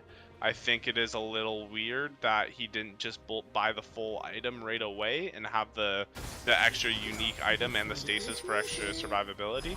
But he does pop it. He's going to try to go in here onto the Xayah, but the Sejuani is there to try to back her ADC up. But she might die to the Ignite. It's ticking away, and she goes gold to save herself from that last little tip. Wukong tries to go in deep for it. And what a terrible decision there. Yeah, Wukong's inting. He's 2-7. You can tell the pressure's mounting on him. He saw a low health bar. You have to have the sunk cost fallacy in the back of your head.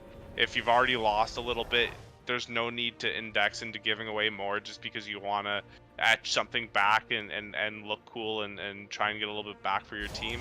That's massive. If Wukong doesn't go down there, that is a Baron angle with the Sejuani being dead. So that is... but now the Kassadin is going to catch out the Rakan, tearing him apart. He's going to use his ult to get away and get to the Xayah, and he is going to manage to survive that. Yeah, it's... I think Wukong is just... at least Twitch is being able to pull it back here and do a little bit extra damage. You are seeing MR coming through for the side of Team Collective Horizon, so that is going to be an issue. But Wukong is definitely becoming the heaviest member of the team, and that's something you're going to have to look at. He does have a lot of utility with the knockup, but it's, you know, you draft Wukong for the kill threat. Yeah, and it's not working out well. I mean, he does have a decent amount of kill participation, but when you're giving up that many deaths for what you have, it's really not worth it. And it looks like Collective Horizon are trying to bushwookie this one. That term never doesn't make me laugh. Nope. But the Twitch is out. In all honesty, I was being a little harsh on the Twitch, and I still think the magic damage route is not good. Oh, actually, I'm gonna let this go here. This could be something. Oh, we do have the Kassadin. He's going to be coming in. Looks like the Rakan is going to try to engage. That's going to push him back towards the rest of the team, and they're going to try to come in. A great move there, and the Vygar gets in, and a lot of damage coming in. But now the Kassadin's going to go in onto the rest of the team, taking out quite a few members who are very, very low. They are split a little bit, but it looks like Insomnia Gaming have advantage over the Dragon Pit for the time being. Rakan very, very low, but the rest of the team is looking pretty good. They have to be aware of where everyone is at. It is a 4v4. Dragon is starting up, and now the Sejuani's going to flash and dive right on in there. Rakan's going to try to follow it up, and he's going to go gold, and we do have a cage coming in there. The set's trying to keep them passed back and forth. But now the Xayah takes out the set, and the Twitch goes down as well. Kassadin is trying to do what he can, throwing what damage he can out. He goes gold, but now the Shen comes in, following up, getting 2 kills, and they try to take out the rest of the team, and another one going over, and nice! Good move there by the Kassadin to clear that out, and that's going to be their Drake. He based, did not have Zhonya's Hourglass, reset, bought Zhonya's, came back into the fight, used it, saved his life. Shen comes in, picks up a couple kills to go on top of that. It was a very scary situation if you are the side of Insomnia. You don't have Wukong from his early death when he died earlier, kind of inting it a little bit. Which is a smite advantage for the side of Collective Horizon. So you can't just start Dragon. You have to play that carefully. You don't have smite advantage. But literally inches of difference. It's a game of inches, League of Legends, and you saw it there. Both champions living with very low health bars, and they come away with an extra Mountain Drake because of it. Yeah, and coming into that fight with a disadvantage man-wise, they did have the health to make it work with the items, but just a great play overall by Insomnia. Now they've slowly started to close the gap. The gold difference is down to 2K. With 5 kills between difference in the two teams, Insomnia is starting to slowly once again turn a fight around. Yeah, 2,000 gold lead with a Kassadin is not a gold lead. That's a gold deficit. Like you cannot be at 28 minutes and have a 2K gold lead. That is not enough. And he's one level from popping off. Oh yeah, it's 1 level from game over. It's literally it's what it is. No, now the Twitch gets caught out. He does go gold, trying to save himself a little bit of time, but it's not really going to matter. And I think they might try to go for Baron here. If I'm the side of Insomnia, I let them take Baron here. You have mid pushing, they're getting turrets mid. I would just invest to try and knock down tier 2 and tier in mid and bot lane. I would give Baron. You get extra gold onto your Kassadin, more XP. You can't contest it anyway, so get more on the map while you can. Because you're not going to be able to get these standing objectives and turret gold while Baron buff is active. I would look to reset as Kassadin here. You can't look to really do too much. Just spend your gold, come back, get a little tank here, and you're good to go. Yeah, you're going to have to turtle up really hard, though. As you can see, both mid and bot lane are cracked wide open, inhibitors exposed. So all they need to do is push one, if not both of those lanes with the Baron buff, and they could come out of this on top. Yeah, I don't like Kassadin's 5th item here being going for Void Staff. Really, the only member with MR is the Sejuani, and your goal as the Kassadin is not to kill the tanky Sejuani. That's what your Twitch and Set and Wukong are going to be able to do. Kassadin does look like he's caught out here with 3 members of Collective Horizon behind him. Nope, he's going to be in trouble now. I don't think he's going to make it out of here. The Rakan going in for the ult. Yeah, 4 members coming down onto the Kassadin. He goes gold to try to save himself, but it's really not going to matter. And he does get the kill onto the Xayah, and he might walk away from this. He's trying to get over to where the Baron pit is. He is very, very low, and the Shen comes in with the ult, trying to keep his mid laner alive, and he might sacrifice his life for this. He's going to try to get away. He's very, very low. The Twitch coming in. He's going to try to catch the Vigar, and they do manage to push him away, and the Shen comes out of that alive. What a great ult by that support. Yeah, they also get Insomnia also get a kill bot lane on the, I believe it was the Alawi, trying to push bot lane while all that was happening top lane. But hats off to the Kassadin here. He's absolutely putting the team on his shoulders. He's backpacking this game. He's got the broadest shoulders in the league. This is huge right now. Oh, but now it looks like the Vigar and the Rakan are going to come in here onto the Twitch and the Shen, and neither of them, it looks like, are going to make it out of this alive. Shen trying to make his way back over to where the set is. He's going to jump over the wall and manage to survive.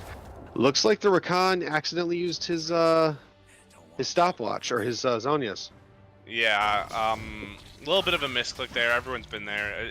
I can't really make fun of that too much because I've been, I don't have the fastest fingers in the West either. So I've definitely been there. I've done that.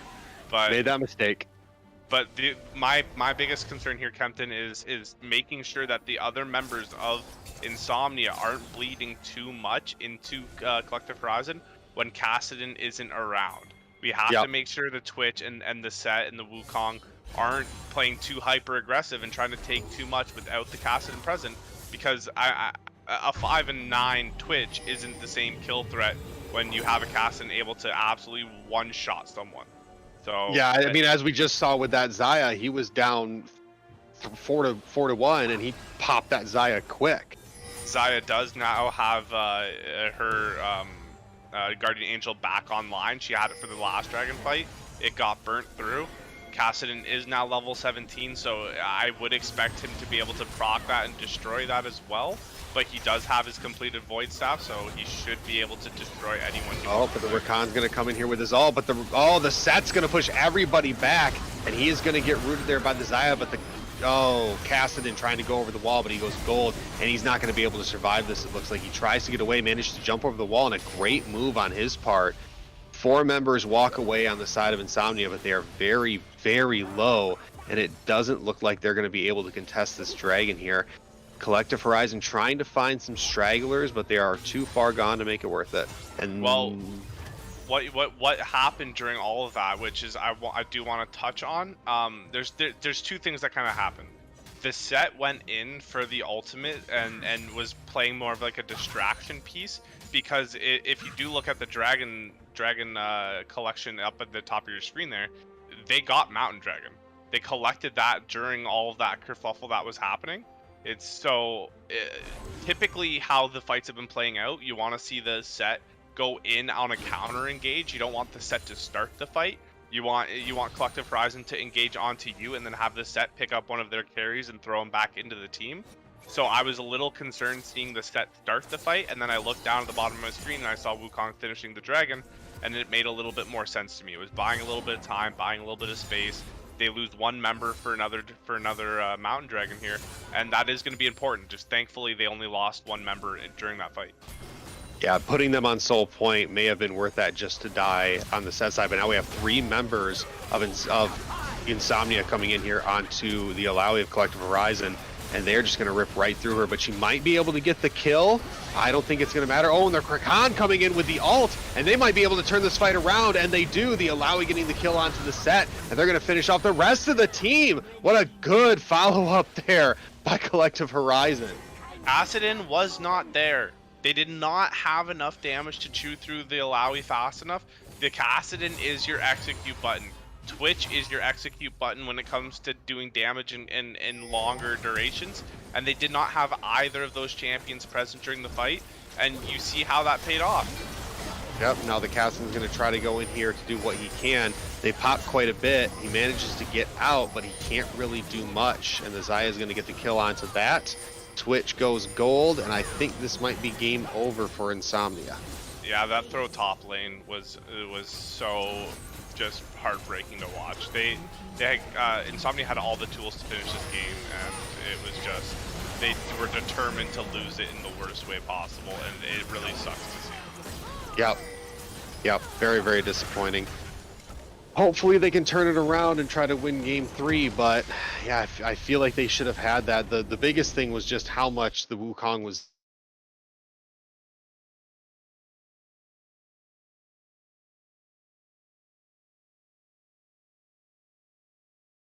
21 kills. So it wasn't entirely. Well, I mean, you don't just get 21 kills without running into inters.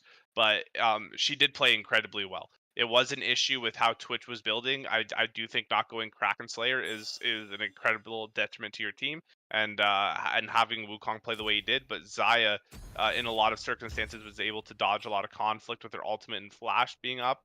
Built Guardian Angel for the safety, and she did everything she needed to do to carry, especially going up against a Kassadin, while ISM was incredibly determined to not let their Kassadin just play the game. Yeah, they should have played much more around him. He was coming online. They just couldn't wait to get engaged. They were just getting caught out. They were too far without any other protection or visions or wards. And another thing, I mean, I'll point out to this too: skin diff didn't matter.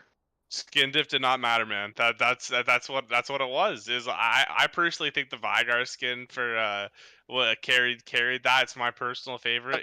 You were calling that. Beautiful. It's such a gorgeous skin to play with.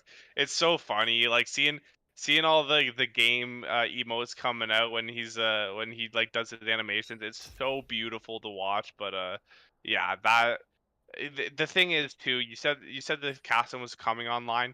That was full build level 17, 18 Kassadin. He was fully online. They should never ever in any circumstance take a fight without him ready to go. And without him being there. And it's such a simple win con. It's just have your Kassadin there. Like that's all it is. You don't have to peel for him. Kassadin can peel for himself. It's just have Kassadin present, and they just couldn't follow that simple playbook. Nope, unfortunately not. But we'll see if they can try to get themselves together and, I mean, just do better. Just I feel like Insomnia is better than what we saw, unfortunately, as a team. Not that the individual play was halfway decent, but just as a team, it was really really rough to watch. Yeah, just get good, kids. That's all I heard. Coming out with the get good. Ooh, I don't know if I'd go that far, but stick with us, folks. We'll be back for Game 3. Let's see who comes out on top, Collective Horizon or Insomnia Gaming. Stay tuned.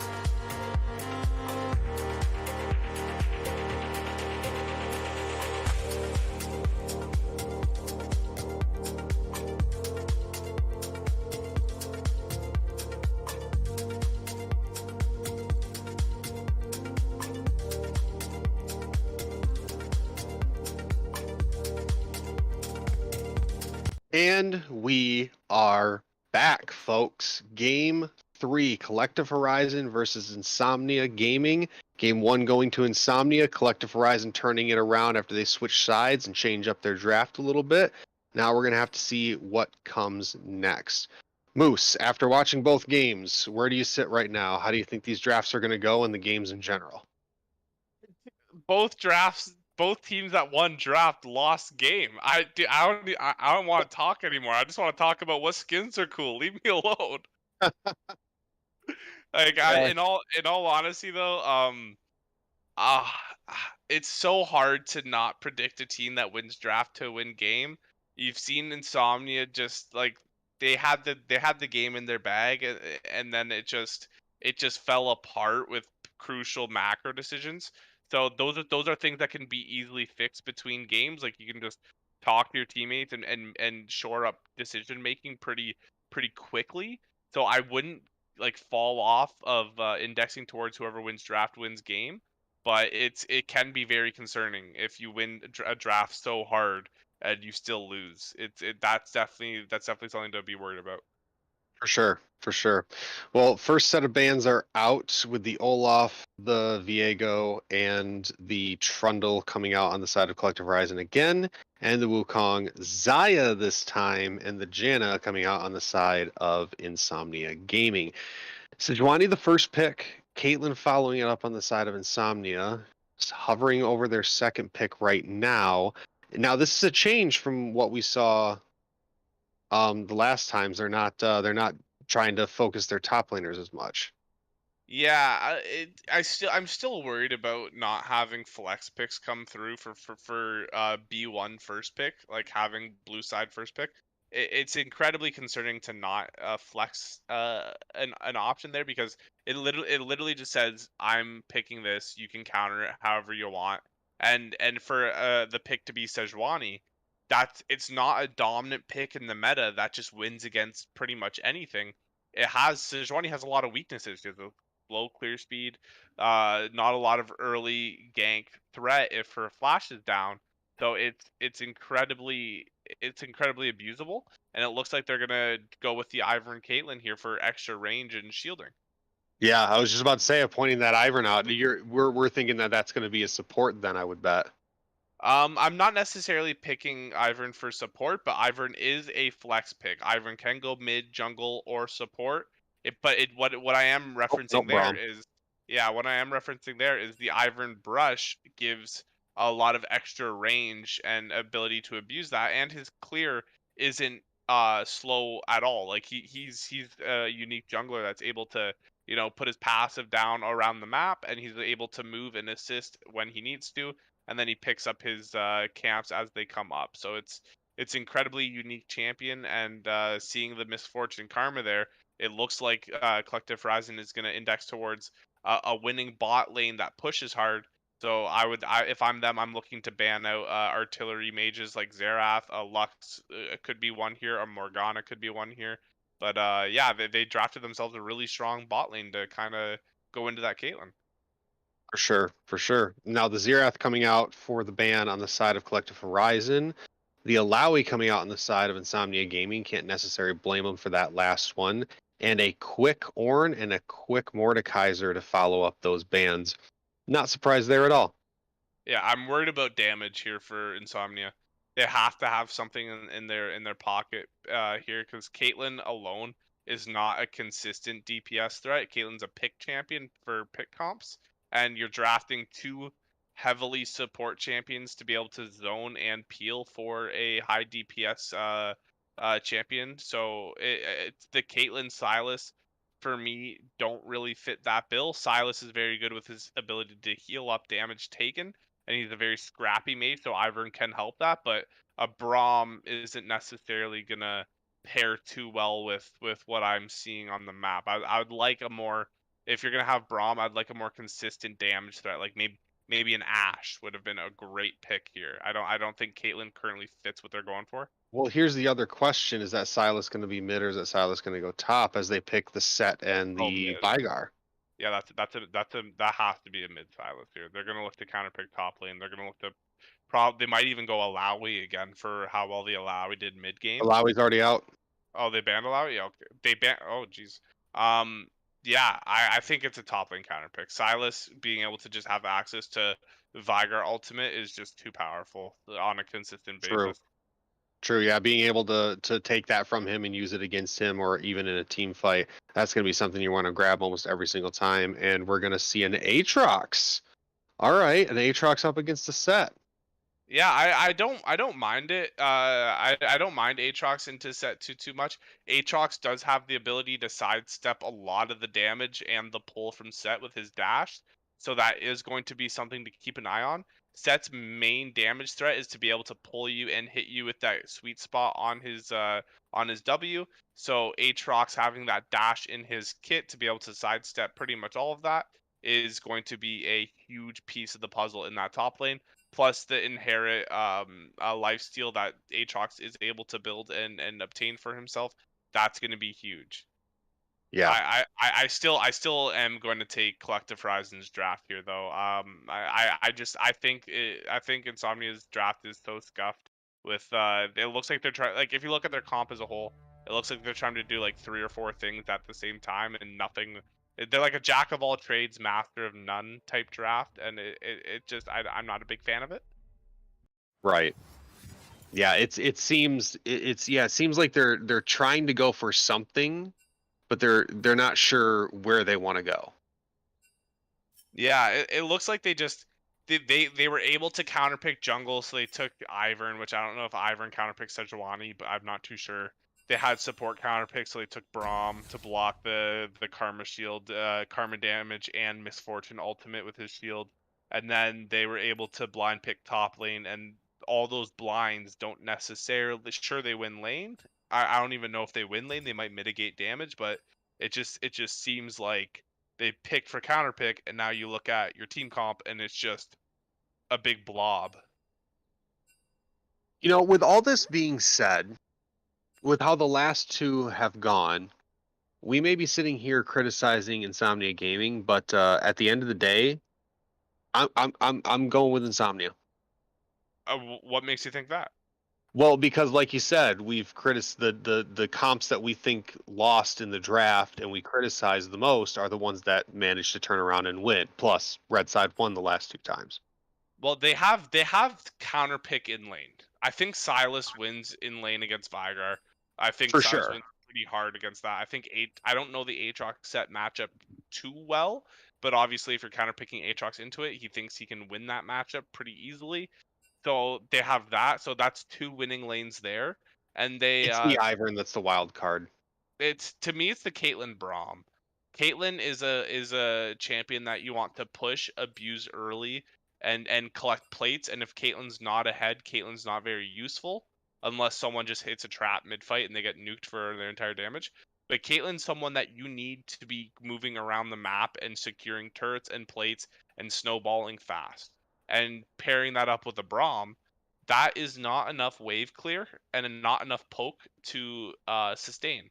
They pick Caitlyn to do all those things I said earlier, and then they pick Braum to counter the MF Karma.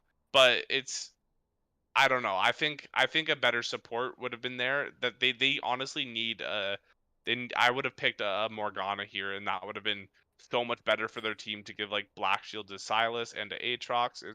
It's the Braum pick for me that I'm very much not on side with. I don't know. I think the Braum might be halfway decent, but the issue is the only thing that you're really countering is the Misfortune. Yeah, the Braum definitely counters Misfortune and Karma in lane, like 100%. The shield will block a lot of damage, but I'm looking for the bigger picture here. The Yep. bigger picture and can you push lane? Can you get Prio to hit turret?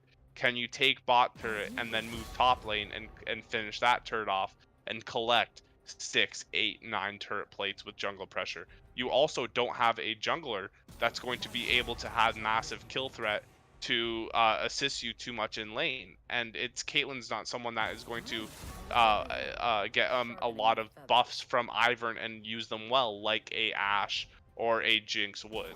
So I just think, like I said, I think the draft is fine and they have a lot of good tools that can win lane, but the overarching picture of the draft is just there's a lot of weird pieces trying to fit together.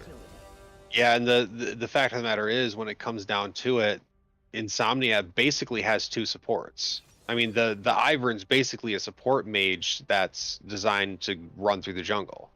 Yeah, and if Insomnia had Karma instead of Collective Horizon and they had Ivern, I would have loved this draft a lot more, because having two enchanter supports is, in my opinion, like insanely busted in this game right now.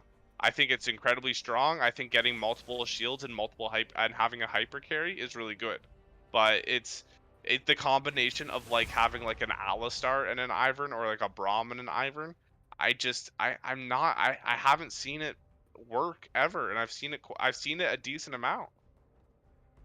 Well, we're gonna have to keep our fingers crossed and see what does happen. Jimmy, tell us what you guys think. You know, we're sitting here criticizing the crap out of Insomnia Gaming. I mean, let's go over to Collective Horizon quick a second. Where do we see gaps and flaws here? I really like their draft, actually. They have consistent DPS threat from Misfortune with her ultimate, and with just being able to build lethality, doing a lot of damage. I love Karma. I'm big fan of Karma support. Huge fan of Karma support. They have frontline engaged with Sejuani and Set, and they have a massive AP threat with Vigar and with crowd control. If all things go well and team fights come to play, I genuinely think Collective Horizon wins it.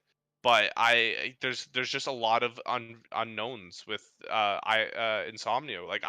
Silas has the ability to destroy everyone on Collective Horizon if played well, and Aatrox is a hard champion to deal with if he gets ahead. So I'm not saying Insomnia doesn't have a chance to win. I'm actually more like 60-40 for Collective Horizon with their draft, because I just think the picks are so powerful for Insomnia. I just think they fit weird. Is a way to say Right. it. It's how they're all gonna mesh together as the game goes on. Yeah. I like the picks. I like the picks on their own. It's just, how do they fit together like synergistically? It's just, I don't know. I'm like 60-40 for Collective. I like their draft pretty well. It makes sense to me. They have an identity. Yeah. Yeah, they have some symmetry to what they're doing. It makes sense from, you know, a viewer standpoint. But we're gonna load into the game here in a few minutes. Let everybody set up. We will be back shortly with Game 3, Collective Horizon versus Insomnia. Stay tuned.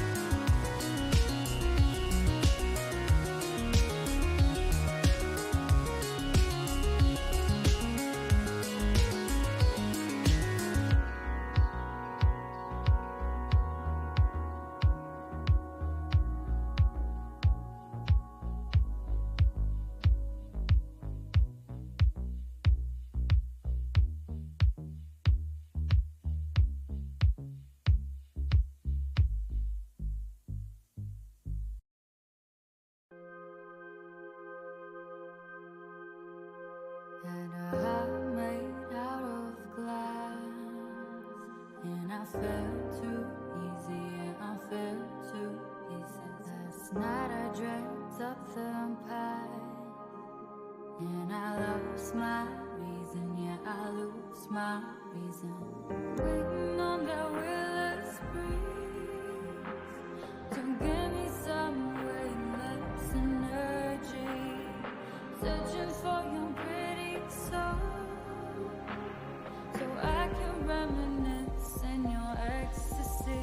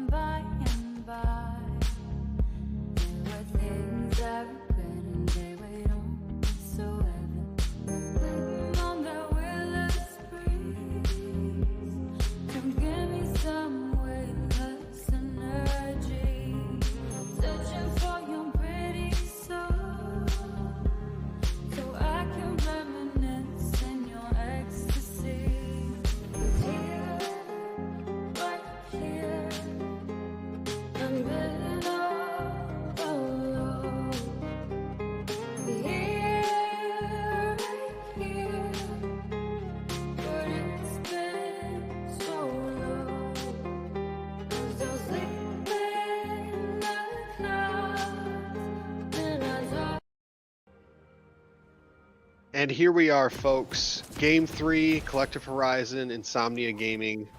Let's get into it. Hopefully might see some cheesy level 1 going on, but... Yeah, it doesn't seem like either teams have been really... watch. Here we go. Yeah, here we go, Insomnia. They're rushing down bot. They're looking at... They're doing it. Yep, this is my favorite move. I used to play this with my Clash team. I played with the Clash team for 2 years. This was our favorite level 1 move. We did it every single time. And if they can pull this off, this is going to be awesome. Misfortune is there. She's going to try to peek it out. Oh, and they do get the flash. That's perfect. They are in the advantage, and they are winning this game so far. That is a fact. If you look at who is winning, it is not Collective Horizon. They are, in fact, losing this game. Big disadvantage. I don't think they can come back. It is over. The question is, are we going to see... I'd almost want to see the Ivern path towards bot and take advantage of that lack of a flash. It looks like he's going to, too. You can see him kind of pathing out from base into his red side quadrant. They do have a ward, however, on his Raptor pit. I would have liked to have seen him grab Sweeper. Doesn't look like he did. But you can see the pings coming out from Collective Horizon. They know there's people lingering around with the red buff area. Oh, but it looks like he's going to start blue. Yeah, I think he took the information that was given to him. I think they might have seen the ward go down and he pathed back to his blue side quadrant. It looks like he's trying to dodge vision right now, which is not a bad move at all. Nope. Trying to play it safe.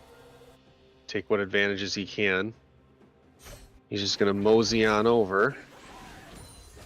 Sejuani clearing her blue buff and rushing straight down to her bot side, looking to have an impact here on this bot lane early. Wow. Oh, and a first blood going over onto the Braum, killing that Karma. And he's going to continue to move forward onto the Misfortune. Oh, and she does go down. The Caitlyn barely survives. Great move there by the bot laners. I wonder what went so spectacularly wrong for that to happen. Braum must have flashed on top and procced a stun onto the Karma to get that engage happening, because Karma Misfortune should never lose that lane early on. That's just that should not happen. So that's a big whoopsie for Collective Horizon. You're seeing the picks that I was concerned about early on coming in, and The only issue is both kills do go on to the Braum. That is not ideal. You hate seeing it happen, but hey, that's an XP advantage. That's a gold advantage. Caitlyn does get assists on, and she gets to base and come back with probably a couple long swords here. And funny note with that is 3 games in a row in a best of 3 where the support took first blood. It was Nautilus, it was Rakan, and now it's Braum. Yeah, it's never ideal, especially first blood too, because that's. Oh, but now the Sejuani gets rooted. She's gonna have to flash away. Great root there by the Ivern. Ivern already coming into play here. Ivern's root and his ability to close gap incredibly quickly and dash on is huge.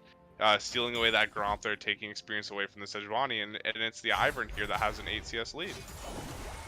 Yeah, and he's using and saving his smite to get into the enemy jungle, put his passive up, and then boom, take it. Yeah, that's essentially what you want to do. You never really want to have to use your smite too much. You want to just be able to let your passive clear your own camps. If Scuttle comes up, you can take Scuttle instantly. If you can ever get into an enemy buff, you can take that instantly. It's those little things that the Ivern players know how to manipulate that I love seeing. You love being able to see weird exotic picks come out and be able to be pathed and used incredibly well by the people who know how to use them. That's my favorite part of League. Yeah, absolutely. Absolutely. It's those weird picks where people are actually good with them that make the game fun and exciting. Oh yeah. No, see, I think Ivern is such a specialty pick. He offers so much with his ultimate Daisy, and you're gonna see. Oh, now the Sedge is gonna jump right into the bot lane here, and they are gonna take the Braum out, so they're gonna get a little redemption. Caitlyn's trying to throw out what damage she can, but it's a 3v1, so she's gonna have to play a little safer. And now it looks like Collective Horizons getting themselves on the board. Yeah, big shutdown there for the Morgana. Oh, now the Aatrox is in trouble though. The set going right into him. The flash from both, and Aatrox very, very low. Oh, health question mark. Yeah, the other bot side. Oh, Caitlyn's gonna get jumped on the tower here. Misfortune getting that kill. Very well done by the Karma holding that tower. Yeah, we're gonna see Caitlyn here losing some minions to the tower. They're gonna look to shove this next wave here bot side as well, and maybe and hope to have her lose another wave. This is huge for the side of MF and Karma. They're already up 14 CS bot side. They have 2 kills on the actual carry threat. It's big. Oh, and now the set's in trouble as the Aatrox jumps right on in, trying to keep the set in place, pulls him right back. The set is very, very low. I don't think he can shield. He does manage to shield. He might walk away from this, but he does not. And the Aatrox getting another kill. No, that's huge. Oh, first, excuse me. That's huge. You can see the CS gaps in the lanes where they need to be there. You needed MF Karma to be able to establish a dominance in the bot side, and you needed the counter pick Aatrox to be able to do work for himself. Like you can't pick Aatrox into set and then go even. That's just not what you want to see from your counter pick lane. But he's doing what he needs to do. Ooh. Oh no, and now the Sejuani getting in trouble. Silas using her ult against her, and a very good play there by the mid laner. Yeah, that doesn't feel good. Being Sejuani and not being 6 yourself, and then having a mid laner come in and do what you do and better. Oh my god! Oh, she's level 4. Like how being a level 4 Sejuani and getting your own ult used on you, that just feels bad, man. It hurts. It quite definitely hurts. That is something that is true. Well, the Silas has a kill, the Aatrox has a kill, and Braum has 3 kills. Insomnia is up 4-2. They have about a 1k gold lead, and it's looking really nice here on the side of Insomnia. Yeah, we see Silas roaming down from mid lane here to link up with this Ivern, see if they can do anything. But pings are coming out, so they know they are there. It is a Wind Drake or a Cloud Drake that is up first on the board. I wouldn't say Ivern's a great jungle taker. He definitely needs people there to help him. Dragon taker. He needs assistance with that, so he's gonna actually just path in, clear his top side, probably look to get a reset and come back down and help this bot side out.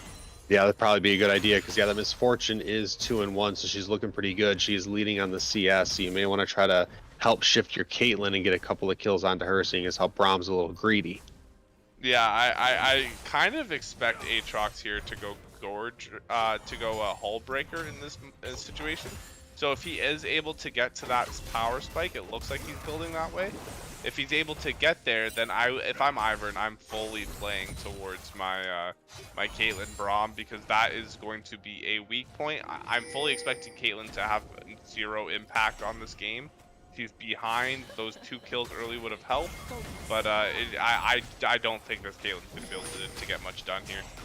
Nope, and it looks like they're going to start up the Drake here on the side of Collective Horizon. The Braum does see it with the ward. He's going to try to get there, and the rest of the team is going to start collapsing. I don't think it's going to matter that Sejuani does walk away with that, but now it's a 4v4, and it does look like Collective Chaos is, or Collective Horizon is cornered, and they're getting pushed back up into the enemy jungle as the Misfortune and the Vigar go down, and now the Karma is trying to run away, but she gets rooted by the Ivern, flashes over the wall, and the Silas is in pursuit though, and she is not going to survive this, unfortunately. What a great move there. Yeah, that's was that 4 kills picked up for the 3 kills picked up there for the Silas. That is exactly what he needs to get going now. Essentially, anytime Silas steals Vigar ultimate, it's going to do more damage than what Vigar has. Vigar is no longer safe. Ivern is going to be ahead of the curve as well. He's going to be on his way to Moonstone. I'm assuming that's what he's building. Everything is going well for them except for this Caitlyn pick, but I mean, she's not dying, so she's not giving away gold. So that is something to note. And she has some pretty good kill participation. Exactly, like she's behind, but she's not playing into it more. She understands how to put on the brakes a little bit and play a little bit more, you know, as a utility champion. Even though she doesn't have a whole lot of utility, she is going to be able to outrange people, and she is going to be able to land a few auto attacks to help out. It's essentially making sure the Silas is going to be able to do whatever he wants. He already has Mythic done. That is frightening if you're Wow, the early. side of Collective Horizon. That's a 9-minute Everfrost. That's and Ivern too. Ivern has Moonstone completed, and that's going to be tough. Yep, and it looks like it. You know, that's the whole point of what we were saying. It's just a second support now for the side of Insomnia Gaming. So now they have the Ivern and the Braum who can support the rest of this team. And the way that the Aatrox and the Silas and the Caitlyn have been playing, they're playing very, very well compared to their game 2. They're much more coordinated, and it seems to be a lot better compared to what it was. Oh, now the Sejuani might be in trouble here, though. Root coming out from the Ivern. She's going to flash over the wall. We do have Daisy, but it's not going to matter. Yeah, I think if Silas is ever paired up with the Ivern at any point in the stage of the game, Silas just can't die. His healing from his Kingslayer ability is going to be so huge for him. Plus the perma shielding and healing that Ivern's going to be able to give him. It's like if Silas is alone, you can kill him with multiple people, but if the Ivern's ever there and it's like a 2v3, 2v4, I don't know. I have the money in the bag of the Silas to be able to pull that out. He's so far ahead, and he has the extra CC from Everfrost to help him out. As long as all the abilities are up, even on both sides, they're going to come out of that on top. Yeah, I definitely expect him to go into Zonya's too soon to give him that extra ability to buy time. Even the stasis to allow cooldowns to come back up and allow him to get Kingslayer. Oh, and the Braum did get taken out, but the Caitlyn does turn that around and take out the Misfortune. She might try to chase down the Sejuani. She does have her ult, and they are relatively low, but I don't think if it's going to be enough. The Silas floating around bot side here, and he does grab onto the Vigar, and he's going to try to rip right through him and misses. Oh, but he does manage to get it right there at the end, and he's going to hold down that Karma. Tries to get what damage that he can onto her. Diving underneath tower, trying to get what he can done. Oh, and a Caitlyn ult trying to finish her off, and it doesn't work out. But they are going to try to continue to push down bot side here, floating around, waiting for the opportunity to jump right in, because they can chase them right out from that tower if that wave gets underneath. And they are going to try and do that, but the Misfortune is up. They may have overstayed their welcome, but now here comes the Braum trying to come in and support the rest of the team. The Ivern gets the Shelly, and it looks like Insomnia is going to back away from this. Yeah, the sad part is too, it genuinely looked like the Caitlyn picked up the kill under tower there, but it was Braum's Ignite that secured the kill. So that's still not a lot of gold going over to the pocket of the Caitlyn. The good thing is though, she is 5 CS away from. Oh, that feels bad. She's basing when she's 5 CS away from Cole, but she is going to be able to proc that soon. Get a little bit more gold into her pocket. She is probably going to go into Kraken Slayer here, so that is going to be helpful. Either Kraken or Gale Force, but yeah, it sucks. It sucks when your support has 3 kills. She could be on her mythic now, and she could have an extra pickaxe in her inventory. Like that's genuinely the amount of gold she is missing, and MF is at that point right now. MF has Kraken Slayer. She has 3 kills. That's where Caitlyn could be, and it's. I would rather have Caitlyn with mythic than Braum with Locket right now.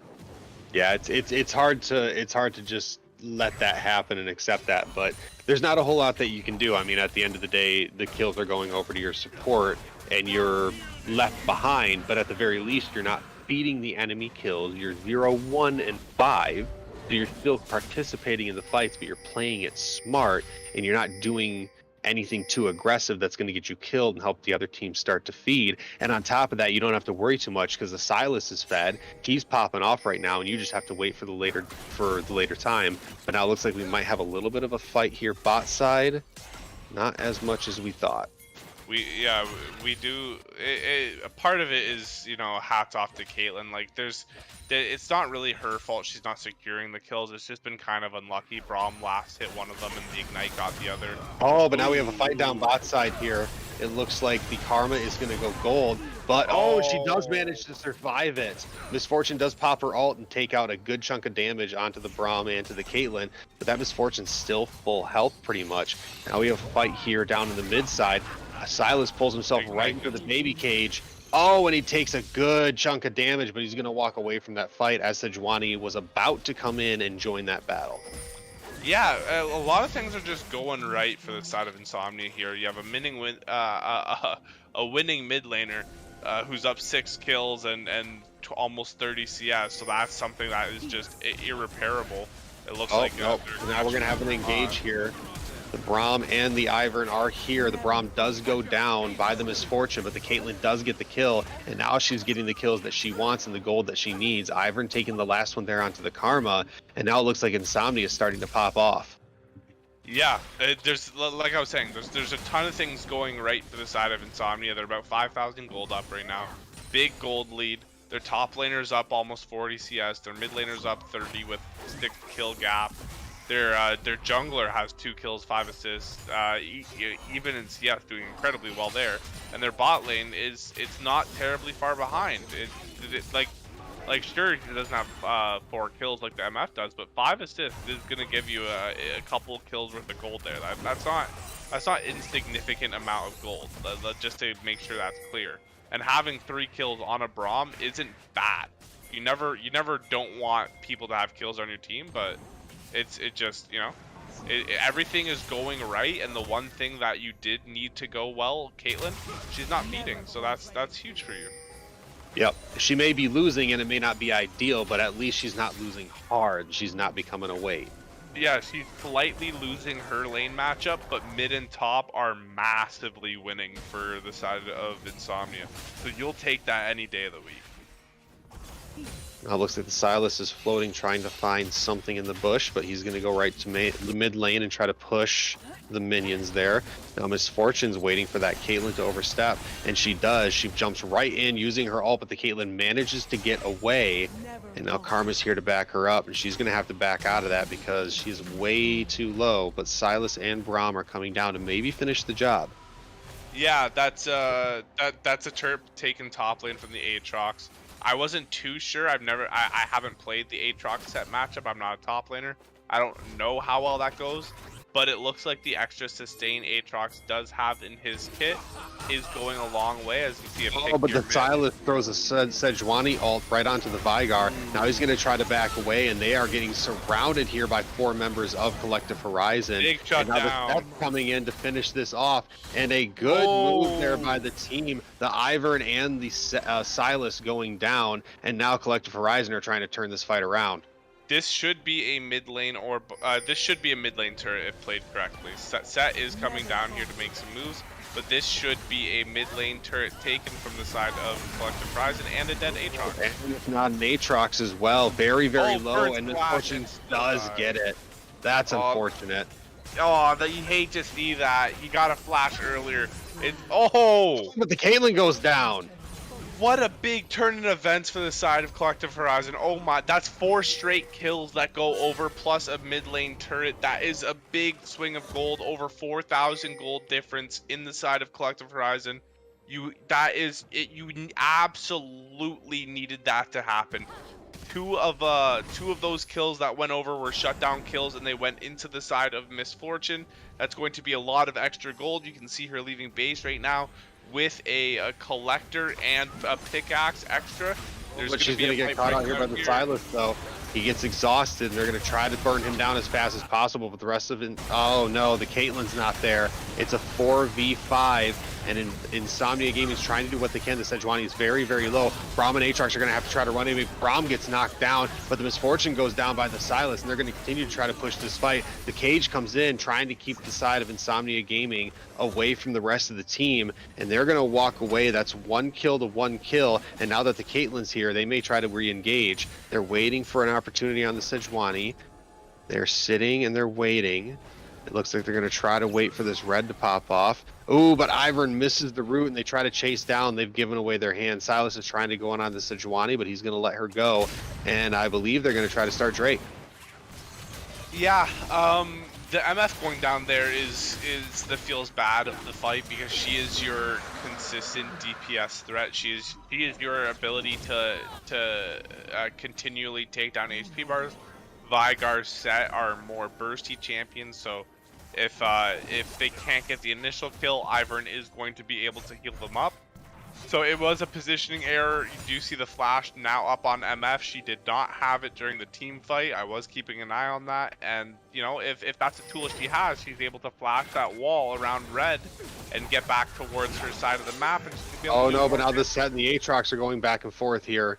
Aatrox very low, but the Braum is coming in to try to support his top laner, and so here comes the Ivern as well. Set 3 versus 1, not anybody nearby except for the Karma, who's trying to come in through the lane. Now we have a TP coming in here from the Veigar. They're going to try to re-engage onto Insomnia, but Insomnia is going to try to back away. Veigar is moving as fast as he can, trying to get up to where they're at, and the Braum may have to be sacrificed here, but he's going to flash over the wall. And they are going to get away from that. What a good turnaround and a great move by Set, keeping as much distance as he can and saving as much time as he can for his teammates to come in and help. Yeah, it looks like Sejuani popped the ultimate there on the mid lane against the Caitlyn to try and get a pick there. It looks like Caitlyn didn't have any summoners at the time, so it looked like a good opportunity to get a kill. But Sejuani doesn't have a whole lot of damage besides her burn on her item there. Oh, Karma might be in trouble. Oh, nope. Silas is going to try to go over onto Misfortune. He is going to grab her, but he's going to go right into the cage, and Misfortune ult is going to take him out. Yeah, that's an 8 and 5 MF right now with Collector, might I add. That hurts. Oh, now the Set and the Aatrox going back at it again, but this time the Aatrox is in a little bit more trouble. Sejuani's coming in to help her top laner. They're going to push right in onto this Aatrox, and the Set just dunking down the top laner for Insomnia. It is 13-4, and Collective Horizon have turned this match around. Yeah, it went from a 5 to 6k gold lead to being 1 real fast. It looks like Set is caught out here. Oh, Set is in a little bit of trouble. He does manage to get the shield, and he's going to have to try to run away. The rest of his team's going to go on to the rest of Insomnia, who's there, and they're just going way too ham. That Misfortune is huge right now. Yeah, did you see how much damage that W did from Set? That a full stack W of his bar there did half of the damage of Caitlyn's health bar in one click. That was huge. We may have an attempt to steal. Daisy is showing some vision. Silas is trying to come around. Ivern's waiting on the backside, but they're going to turn right onto Silas. They were baiting that Baron, and there was a great move by Collective Horizon. Every member turned back around off of Baron onto the Silas and just eliminated him. Now the Ivern may try to get it, but he does not, unfortunately. And Collective Horizon now have the upper hand for the first time in this game. Yeah, I'm pretty sure it's something along the lines of like 10 unanswered kills going over to the side of Collective Horizon. This is how I wanted to see the draft play out. Silas was 6-0, 7-0 along those territories and hasn't been able to have the same effect as he did early game. You are seeing the damage come through from the MF. She now has Infinity Edge to go along with her 2 other crit items. She's broken through that crit barrier. So all of her crits are going to do an extra 150% damage on top of that. It is so much damage coming over the top. It's insane. Oh, but now it looks like the bot side here for Insomnia is going to get pushed on. Sejuani and Karma trying to get to them, but the Ivern gets the root and holds them in place. And Insomnia is going to be able to walk away from that. Dragon is coming up in a minute. Insomnia does have the advantage on Drakes right now, but it's only by 1. Sejuani trying to come in real deep here, and she's going to try to find the Ivern. And the Misfortune getting 1 kill, getting 2 kills. A great move by the Sejuani holding them in place. And now she's going to try to continue to go on underneath the tower. Aatrox has to move away, being pushed away from his tower and away from his base as 3 members of Collective Horizon push hard trying to get this top laner. He's gonna get maybe a kill, no, and gets dunked again by the set. Yeah, they don't even get too much.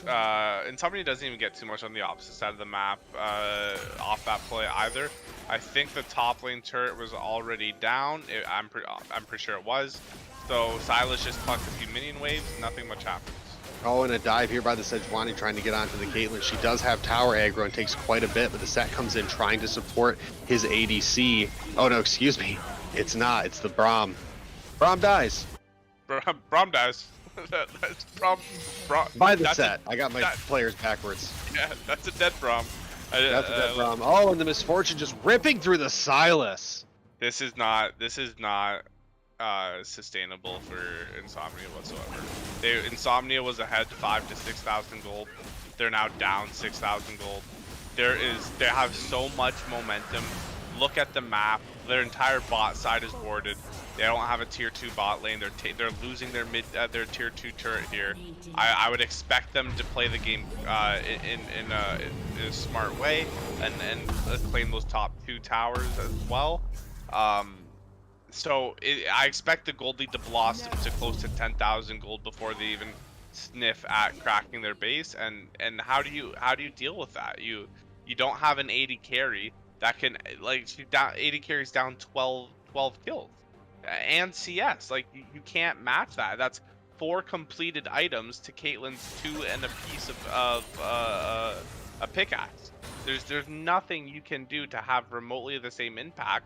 And you're going to be facing about a 10,000 gold lead before they even look at your inhibitor. And it's only going to get worse as it goes on. Now Silas stealing Set's ult, and Set in hot pursuit. He just don't care. Trying to go in. Oh, the Karma getting caught out by the Silas. He's going to try to do what damage he can, and he does take out the support. Now the Sejuani's in a little bit of trouble, but now the Misfortune and the Veigar coming in. Misfortune getting 1, 2, 3 kills as they continue to push forward onto this fight. She might try to get the 4th, and she might be able to get the Penta, but the Sejuani takes it. What a toxic team player. Yeah, I'm gonna be in contact with the owner of Collective Horizon here, try and see if we can get a substitution for the rest of the season. That says Sejuani clearly is not a team player, does not like his Misfortune whatsoever. I wish I was in the team comms right now. Oh, look at the sad. Yep. Yeah, that's a rough one. I'm surprised they're not looking to crack at least a Nexus turret. But they are going to play it the way it should be. Collect a tier 2 top. It's now an 11,000 gold, 10,000, pardon me, gold lead in for Collective Horizon, and they can clear jungle camps, grab red buff on the way out if they want to do that way. They're pinging it right now, and their dragon's going to be spawning soon. They're going to collect the 3rd dragon. Baron's going to be up in a few minutes. There's nothing that this team can do to Insomnia could do to come back, given how far their Silas was ahead early. It's really a travesty. And I do want to point something out. I think we had the whole thing wrong. AD Casey pointed it out. I think that Misfortune stole 4 of the Sejuani's kills. Oh, see, yeah, no, that's the mistake I had. I Yeah. apologize. We're sorry.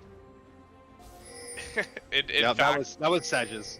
yeah, the MF should be replaced. We are not looking to replace the Sejuani whatsoever. What a terrible ADC. Yeah, I'm reporting. That's toxic. Well, now the Aatrox getting dropped down as the rest of the team moves towards the top side, getting ready for the Baron, it looks like. And it looks like they're going to let the rest of that go. They do have a man advantage, and they have Soups pushing in onto the mid lane. They may try to go for this Baron that's going to pop up here in about 20 seconds. They drop that, go set up for Drake, and they're going to be in a very pretty position as Set continues to push down bot side while he has teleport. So this could be an easy Baron, and now Insomnia has to choose. Do they try to go fight Baron, or do they try to stop that Set from pushing down bot side? Yeah, it's a timer. You're essentially put on a timer. If you don't check Baron, you lose that no matter what. Oh no, but now this Vigar might try to get some kills over here. TP coming in. I think this is a bad move. You should have just stayed bot lane. Ooh, he should have stayed. He went a little too deep. They are going to get the Baron. You get Baron no matter what. Like, you're never in fear of losing the Baron. You could have Baron buff right now hitting tier 3 turret bot lane. Like the TP is never a bad move because you will stop them from checking Baron. They will like that is a for sure. Like you will get Baron if you TP, but you can get more. Yep. It's a good move. It's a good move. It's not the best safe move. It's the safe yes. move. Yes. And you know, in all honesty, with that being said, where they are at right now, I would much rather take the safe move that takes a couple more minutes in the game than try to push for the win and run the risk of throwing.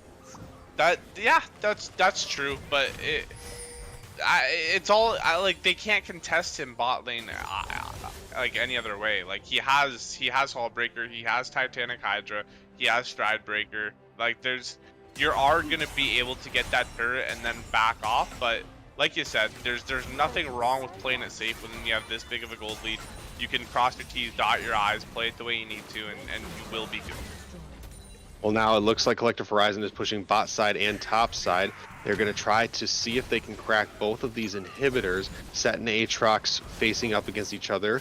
Tier 3 bot turret goes down as the Set is still pushing up top side. They are going to get the bottom side inhibitor, and Insomnia Gaming is going to continue to try to back up. There's really nothing they can do to try to fight this. The Aatrox trying to come over now, realizing that the bot side is pretty much, or top side is pretty much done, but he's going to try to go in and he's going to get taken out by the Misfortune. They're going to try to jump in onto the ADC, but they're going to take out the Silas. They're going to continue to go forward. Ivern, Caitlyn, everybody getting knocked right out, and another ace going for the side of Collective Horizon. That's going to be game. Yeah, that's another 20 kill game. That's their second one of the series. MF just absolutely clowned on everyone. It was a hard carry performance from the MF. Her having full build in 30 minutes is absolutely absurd. Just to clarify, none of this game was Caitlyn's fault. None of it. The pick is the issue. I think picking Caitlyn is a problem, but the way the champion was piloted, it wasn't the problem whatsoever. It was the mid game catchouts of the Braum dying 9 times, the top laner dying 7. There was a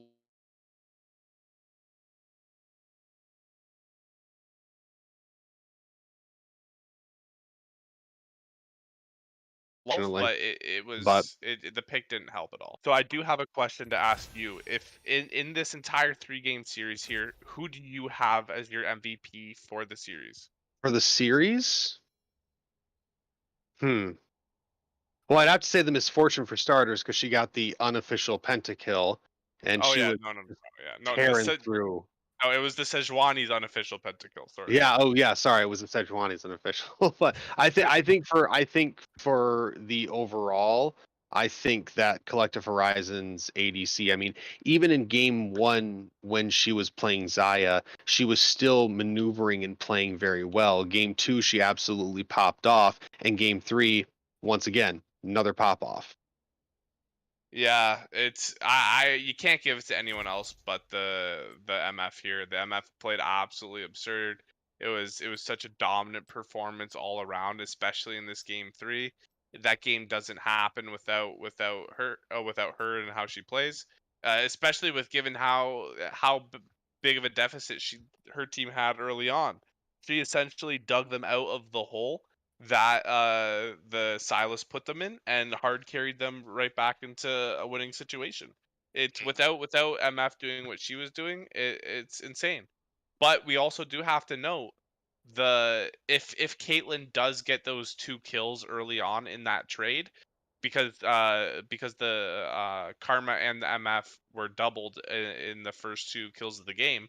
If Yep. Caitlyn gets those kills and she bases and comes back with a noon quiver or a pickaxe instead of a long sword and a dagger, she is going to absolutely run that lane moving forward, and this game does not play out the way it does. I know it's harsh to say, but those 2 kills were huge. Yeah, that those first two kills going over to the Braum wasn't necessarily ideal. I think that may have been a detriment to their early game, and that kind of spiraled into the mid and later game because the Caitlyn couldn't really do much because she didn't have that extra oomph. Yeah, it's just unfortunate. You never want to see especially a tank. Like I wouldn't mind so much if it was a support Brand or a support Xerath or something along those lines getting the kill, because that's going to be extra DPS coming out onto the team. But you never want to see your tank picking up extra kills. That is just, it feels bad, man. It doesn't really do a whole lot. Like the base stats in the champion are good enough and their abilities are good enough where you don't need the extra gold to pilot the champion better. It's you need that gold on your carry, and you can see how that affected the lane. For sure. For sure. Well, we're going to take a short little break, come back with our MVPs of the game, and do a little interview, and we'll be back.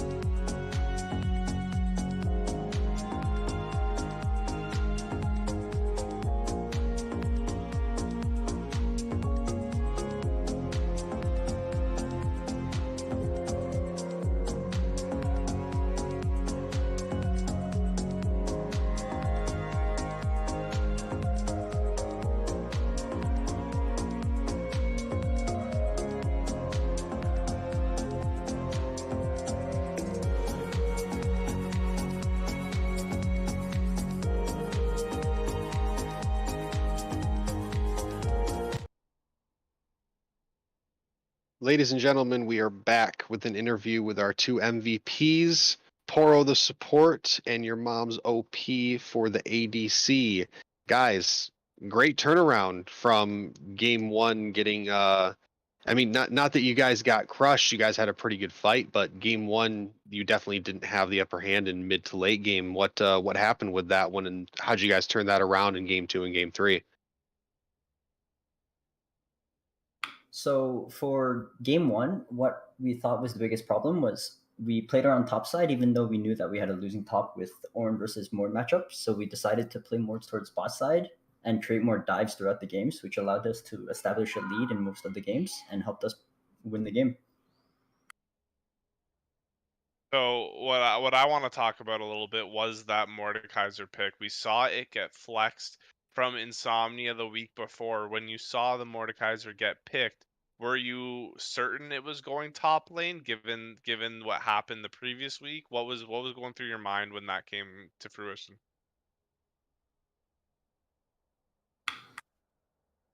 Honestly, we really didn't really pay attention to anything that happened last week. We kind of just drafted based off of OP.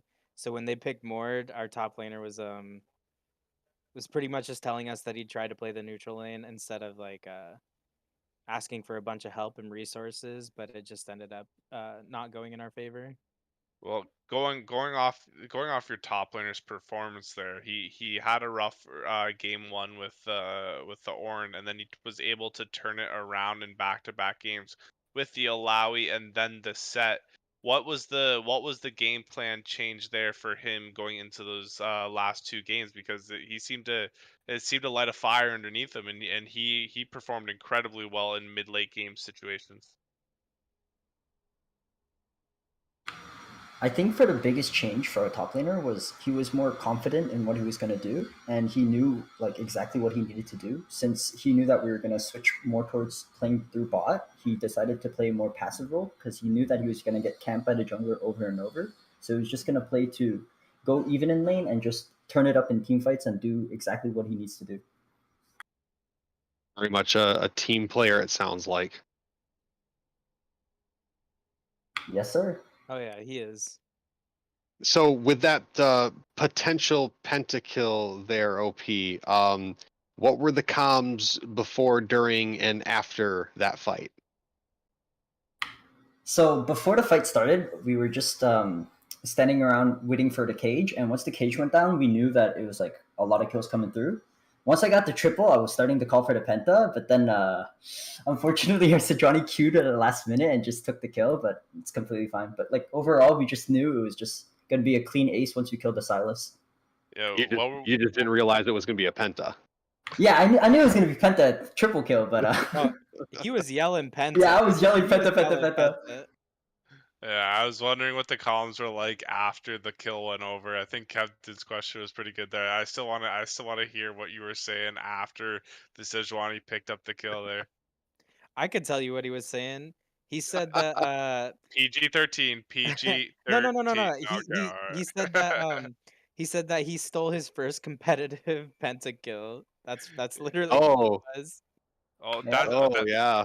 That's such a heartbreaker. I was starting a petition to get the jungler replaced. I have two signatures.